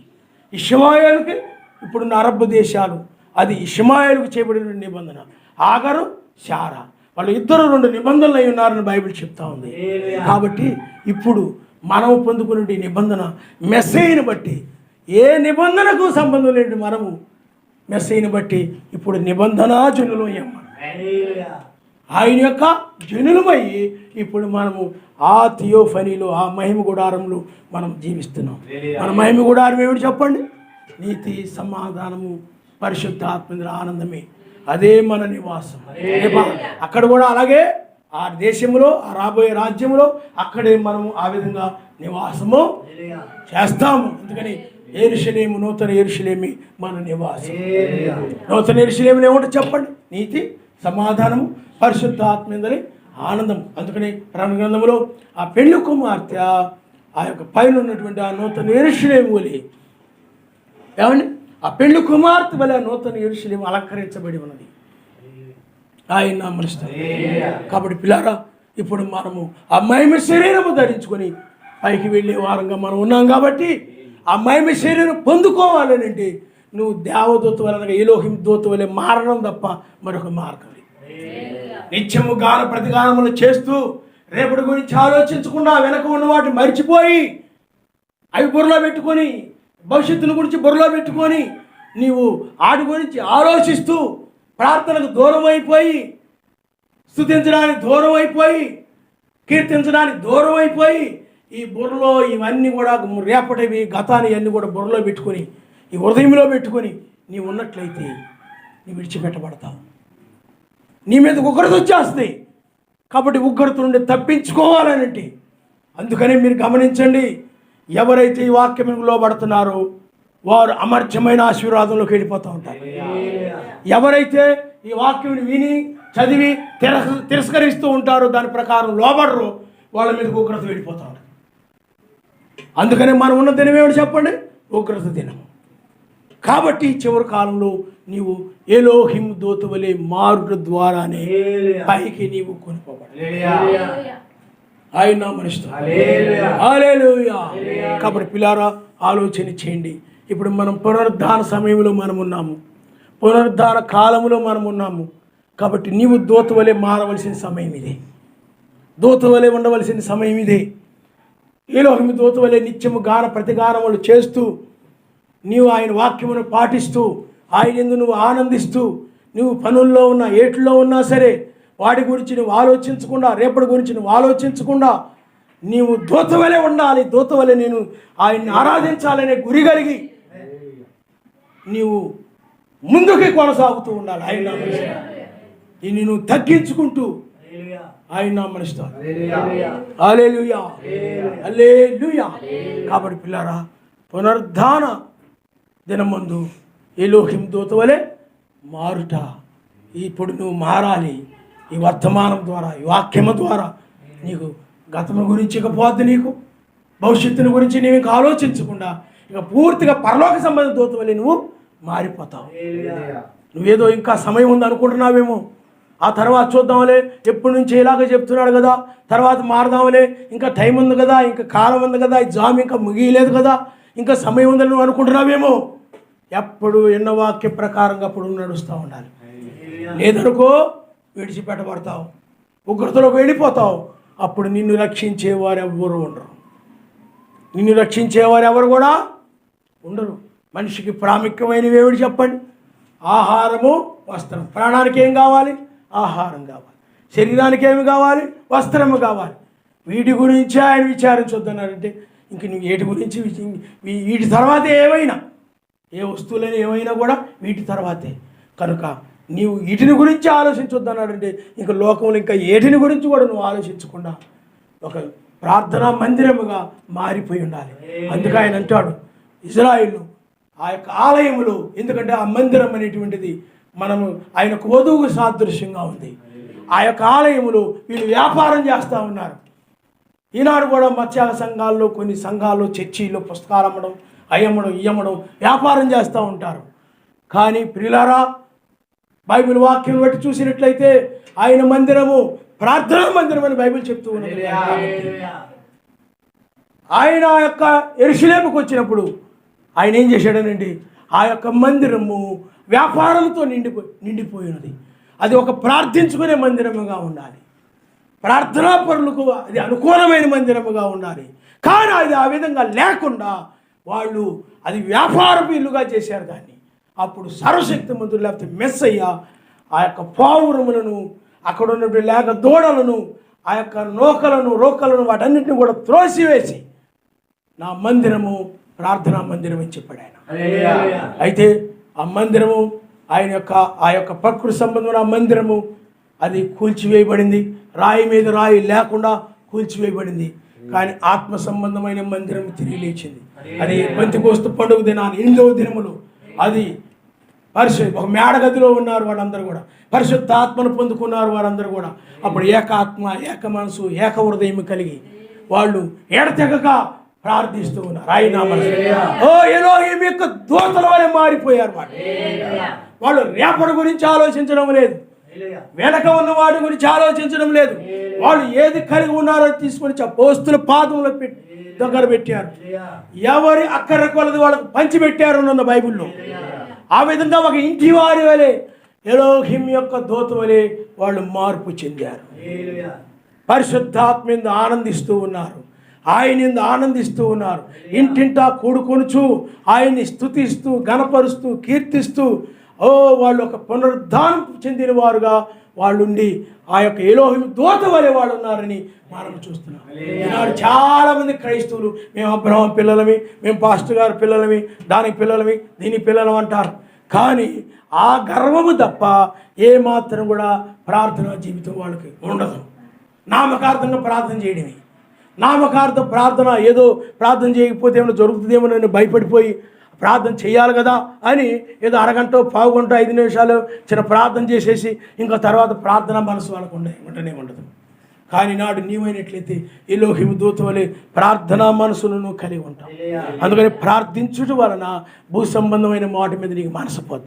అంటే ప్రార్థించుట వలన నిత్యము నువ్వు కీర్తించు, మహింపడుతూ ఆయన స్తుతిస్తూ ఉన్నట్లయితే రేపటి గురించి విచారాలు నీకు దూరం అయిపోతాయి. వెనక ఉన్న వాటిని నువ్వు మర్చిపోతావు. ఆయన మనసు అప్పుడు ఆయన నీలో నివసించు ఎలోహిం యొక్క దూత వలె నీ ద్వారా ఆయన ఎలోహిం దూత వలె నిన్ను మార్చి నీ ద్వారా ఆయన మహిమ పొందుతూ ఉంటాడు. ఆయన నామస్తాం. హల్లెలూయా. ఆ స్థితిని నువ్వు పొందుకోవాలి. అప్పుడు నీ హృదయము చాలా బరువంతా దిగిపోయి దూత వలె నువ్వు మారినప్పుడు చాలా తేలిగ్గా తయారైపోతావు. చాలా తేలికై ఆనందముతో ఉంటుంటుంది అన్నమాట. సంతోషమే సమాధానమే చెప్పనా శక్యమైన సంతోషం, చెప్పనా శక్యమైన సంతోషం. ఈ సంతోషము నీకు కావలినా, ఈ సమాధానము నీకు కావలినా. ఆమేన్. ఈ సంతోషము నీకు కావలినా, ఈ సమాధానము నీకు కావలినా. హల్లెలూయా. చింతలు కలిగిన వ్యక్తి సంతోషించలేడు, ఆనందించలేడు. అందుకే నీ చింతలు ఆయనకు అప్పగించినప్పుడే, నువ్వు ఆయన నమ్మినప్పుడే ఈ ఆనందాన్ని నేను చూడగలుగుతావు అన్నమాట. ఆయన దాన్ని చేయగల సమర్థుడు. ఆయనకు అసాధ్యమైనది ఏమీ లేదని నువ్వు నమ్మి ఆయనకు అప్పగించినప్పుడు, ప్రార్థనాపూర్వకంగా దాన్ని చేయగలడు నువ్వు నమ్మినప్పుడు, ఇక దాని గురించి నువ్వు ఇక చింతించవు. రేపటి గురించి చింతించవు, వెనక దాని గురించి చింతించవు. ఇప్పుడు మాత్రమే నువ్వు ఆయనలో నిలబడి ఆయన్ని ఎంతో ఆనందిస్తూ స్తుతిస్తూ కొనసాగుతుంటావు. ఆయన నామనిస్తావు. హల్లెలూయా, హల్లెలూయా. అందుకే ఒక ఆయన ఒక సంతకం ఎలా పెట్టేవాడు అంటే, ఇటు సున్నా అటు సున్నా, మధ్యలో ఒక గీత గీసేవాడు. అందరూ అడిగేవారు సంతకం ఎలా పెడుతున్నారు ఏంది అని. అంటే ఆయన ఏం చెప్పాడండి, గతం అయిపోయింది, రేపేం జరుగుతుందో తెలియదు, ప్రస్తుతమే నేనున్నా, ప్రస్తుతం నేను నీతిగా యథార్థంగా ఖచ్చితంగా జీవించడమే, భవిష్యత్తు నాకు తెలియదు, గతము అయిపోయింది, ఇంకా అది రాదు. ఇక రేపటి దినము నిన్నటి దినం మళ్ళీ రావడం వస్తా రాదు. ప్రస్తుతము నీ ముందు ఏది ఉన్నదో ఆ రక్షణను గూర్చి దీని పట్ల నువ్వు భారము కలిగి ప్రార్థించు, అన్ని ఆయనకు అప్పగించి ఆయన ఎందు ఆనందించే స్థితికి రావాలి. ఎందుకంటే రెండవసారి ఆయన ప్రియులారా ఎవరిని తీసుకొని పోతాడు అని అంటే, ఏకు చుక్క వర్తమానం అర్థమైపోయింది అన్నంత మాత్రాన్ని తీసుకొని వెళ్ళడు. ఆ రోజుల్లో రక్షణ నీతిని చూసి ఆయన రక్షించాడు 4000 సంవత్సరాలప్పుడు. మళ్ళా 2000 సంవత్సరాలప్పుడు రక్తము అంటే సమాధానం బట్టి ఆయన తీసుకెళ్ళాడు. రక్తమును బట్టి వాళ్ళు సమాధానం పొందారు, రక్షించబడ్డారు. ఇప్పుడు పరిశుద్ధాత్మ మీద ఆనందం ఎవరు కలిగి ఉంటారో ఆ పరిశుద్ధాత్మ మీద ఆనందము కలిగిన వారిని ఈ చివరి కాలంలో ఆ పరిశుద్ధాత్మ మీద ఆనందమును చూసి తీసుకుపోతాడు ఆయన. హల్లెలూయా, హల్లెలూయా. కాబట్టి ఇది ఇంకా మనం ఆయన ఎదుర్కోబోతున్నాం కాబట్టి, ఆయన కలుసుకోబోతున్నాం కాబట్టి, ఆయన కలుసుకోవడానికి కావలసినటువంటి, ఆయన సన్నిధిలో జీవించడానికి కావలసినటువంటి ఆ దూత వలె చివరి కాలంలో నువ్వు మారి ఉండాలి. ఆ దూతల వలె మారి ఉండాలి. సర్వశక్తివంతుడు కుమారుల వలె మారి ఉండాలని బైబిల్ చెప్తా ఉంది. అంతేగాని ఇంకా నీవు ఈ లోకం ఉండవు, ఈ లోకము అంతం కాబోతూ ఉండగా, ఈ లోకం నాశనం కాబోతూ ఉండగా, ఇంక ఇది అంతం కాదన్నట్టుగా ఈయన అలా చెప్తున్నాడుగా, అప్పుడే నాశనం కాదులే, ఇదిగో వాళ్ళందరూ అలాగైపోతున్నారు, ఇలాగైపోతున్నారు, ఎంత డెవలప్ అయిపోతుంది అంత డెవలప్ అయిపోతుంది, అవన్నీ కొనుక్కుంటున్నారు ఈయన కొనుక్కుంటున్నారు, స్థిరపడిపోతున్నారు లోకంలో, అందువల్ల ఇప్పుడు ఇదేమో అంతం కాదులే అని అనుకోకండి. అప్పుడు చెందుతుంది కాబట్టి ఇదేమి నాశనం కాదని అనుకోకండి. ఆయన అంతానికి ముందు, నాశనానికి ముందు లోకము చాలా గొప్పగా సౌందర్యంగా తయారైపోతుంది. కానీ అకస్మాత్తుగా దీని మీదకి నాశనం వచ్చేస్తాయి. అందువల్ల ఆయన కృప కలిగిన వాడు. కడవర కృప ఏమిటంటే ఉగ్రత ఎప్పుడు రాబోతుందో తెలియచేయడం అన్నమాట. మొదటి కృప ద్వారా రక్షించబడ్డావు, కడవర కృప ద్వారా ఉగ్రత నుండి తప్పించుకోవడమే జరుగుతుంది. అందుకని ప్రపంచంలో ఎవరికి ఎప్పుడు ఉగ్రత వస్తుందో, ఆయన ఎప్పుడు శ్రమకాలం భూమి మీదకి తీసుకొని రాబోతున్నాడో ఏమిటో ఈ ప్రపంచానికి తెలియదు, కానీ ఆయన వధువుకు తెలుసు. ఆయన ఆమె ఏ జాములో ఉందో, ఏ దినములో ఉందో, ఏ గడిలో ఉందో, ఆమె ఎప్పుడు ఎత్తబడునో, ఎప్పుడు ప్రపంచం మీదకి ఉగ్రత వచ్చునో ఆమెకు తెలుసు. ఆయన ఎందుకనంటే ఈమెకు లోక సంబంధ విషయాలు తెలియకపోవచ్చు, ఈమెకు ఒక సైంటిస్ట్గా ఒక బల్బును కనుగొనకపోవచ్చు, ఒక కంప్యూటర్ను తయారు చేయకపోవచ్చు, ఒక సెల్ ఫోన్ తయారు చేయకపోవచ్చు, ఒక వాహనాన్ని తయారు చేయకపోవచ్చు, లేకపోతే ఇంకోటి ఏదో టెక్నాలజీ ద్వారా ఏదో తయారు చేయకపోవచ్చు. కానీ ఈమెకు లోక సంబంధమైన విషయాలు తెలియకపోవచ్చు, కానీ పరలోక సంబంధమైన సర్వశక్తిమంతుని యొక్క కార్యములను ఎరిగి ఉన్నది ఆమె ఒక్కటే. ఆయన హల్లెలూయా, హల్లెలూయా. పైన ఏమి జరుగుతున్నదో, పైన ఆయన యొక్క చిత్తమేమైనదో ఆమెకు మాత్రమే పరలోక విషయాలు తెలుసు. లోకంలో వాళ్ళకి భూ సంబంధం విషయాలన్నీ తెలుసు. ఒక సైంటిస్ట్ గురించి చెప్పండి చెప్తారు, ఒక గాంధీజీ గురించి చెప్పండి చెప్తారు, లేకపోతే ఎవరు ఎప్పుడు పుట్టారో ఎప్పుడు చచ్చారో చెప్పండి చెప్పేస్తారు. మన ప్రపంచ వైశాల్యం ఎంత ఏమిటో అన్నీ చెప్తారు, అన్నీ కొలతలతో సహా చెప్పేస్తారు. లేకపోతే ఎన్ని గ్రహాలు ఉన్నాయో, లేకపోతే ఎన్ని ఈ యొక్క శాటిలైట్స్ పైన ఉన్నాయో ఏమిటో, లేకపోతే రకరకాల ఎవరు ఎప్పుడు పంపించారో ఇవన్నీ చెప్పచ్చు. మన శరీరంలో ఎంత ఎన్ని అవయవాలు ఉన్నాయో ఏమిటో, లేకపోతే ఇవన్నీ చెప్పచ్చు. కానీ ఈ సైంటిస్టులు పైన ఉన్న దాన్ని వాళ్ళు ఎరుగరు. నువ్వు ఎరిగి ఉన్నావు, అందుకంటే వాళ్ళకంటే నీవే గొప్ప. వాళ్ళు లోకాత్మ చేత వాటిని ఉండవచ్చు, కానీ నువ్వు పరిశుద్ధాత్మను బట్టి పైన ఉన్న వాటిని గ్రహించగలుగుతున్నావు. వారికంటే నీవే గొప్ప. ఎప్పుడు అంతమవుతూ వాళ్ళని చెప్పమనండి. ఏ జాములో ఉన్నామో ఒక సైంటిస్ట్ని చెప్పమనండి, ఒక రాజకీయవేత్తని చెప్పమనండి, వాళ్ళు ఎవరో చెప్పలేరు. గొప్ప గొప్ప చదువులు చదివిన వాళ్ళు కూడా చెప్పలేరు. దీనులకు ఆయన కృప కలిగి ఆయన ఈ యొక్క సామాన్యమైన వర్తమానమును ఆయన అనుగ్రహించాడు. హల్లెలూయా. అప్పుడు ఆయన దూత వలె నీవు చివరి కాలంలో మారాలి. కాబట్టి ఆ దూత వలె దూత రేపటి గురించి ఆలోచన, వెనకవాడిని మర్చిపోయి ప్రస్తుతము ఆయన యందు ఆనందిస్తూ ఆయన కీర్తిస్తూ కొనసాగుతూ ఉంటుంది. అదే ఆయన యొక్క దూత.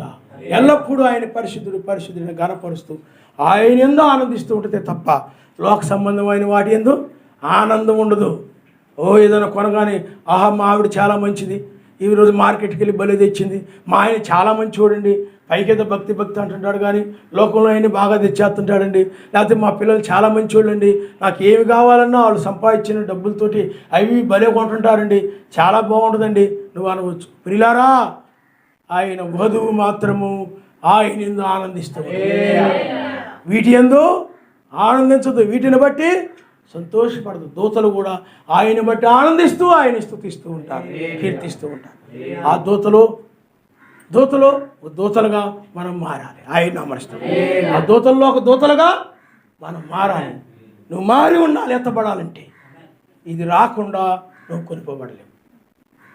అందుకని అంటాడు, మనిషి కుమారుని ఎదుర్కొన్నట్టుకు శక్తి గలవారుగున్నట్లు ఎల్లప్పుడూ మీరు మెలకుగానికి ప్రార్థన చేయండి.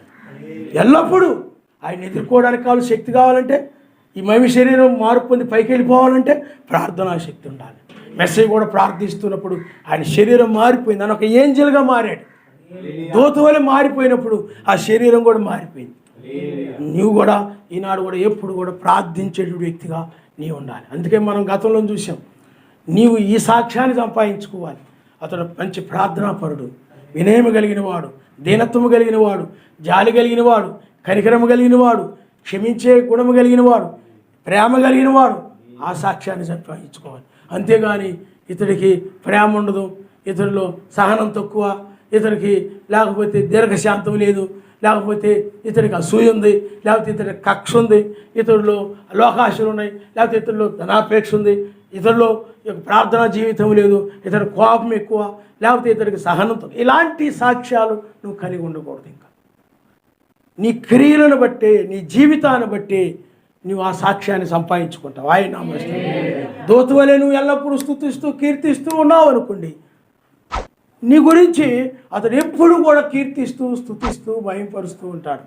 ఆయన ప్రార్థిస్తూ ఉంటాడు, ఆయన యందు ఆనందిస్తూ ఉంటాడు. ఎలోహిం దూత వలె అతడు ఉన్నాడు, ఆమె ఉంది, ఆమె ఎలోహిం దూత అని చెప్పుకునేలాగా నీవు ఇక్కడ మార్పు చెంది ఉండాలి. ఆయన నామస్తు హల్లెలూయా. బైబిల్లో కొంతమంది అతను నీతిమంతుడు అని ఉంటుందంటే నీతిగా నడిచేవాడు కాబట్టి నీతిమంతుడని సాక్ష్యం ఇచ్చాడు. మెస్సేజ్ గురించి ఆయన పరిశుద్ధుడని కాబట్టి నువ్వు కూడా ఈ చివరి కాలంలో దాన్ని కలిగి ఉండాలి. ఆయన నామస్తు హల్లెలూయా. దానిలో ఉంచుకోండి. మనం 3 గంటల వరకు మనం ప్రార్థనలో కొనసాగాలి. మనకు ఇప్పుడు 11:45 అయింది. 12 గంటల నుంచి మనకి శనివారం ప్రార్థన ఉంటుంది కాబట్టి 3 గంటల వరకు మనం ప్రార్థనలో కొనసాగాలి. కాబట్టి అందరూ కూడా నాయన నన్ను దూత వలె నిరంతరం స్తుతించేటువంటి జీవితాన్ని నాకు దయచేయి. రాత్రి పగలు అన్ని లేకుండా ఎల్లప్పుడూ నిన్ను నేను ఘనపరచాలి, మహింపరచాలి. ఆ విధంగా విన్న వాక్యమును బట్టి అది నీ జీవితంలో అనుగ్రహించబడేలాగా నువ్వు దాన్ని ఇక్కడి నుండి పొందుకొని వెళ్ళాలనేది నా ఆశ ఉన్నది. కాబట్టి ప్రతి ఒక్కరు కూడా అదే ఆశ కలిగి ప్రార్థన చేయాలి. తలలో ఉంచుకోండి, మనం ప్రార్థన చేసుకుందాం.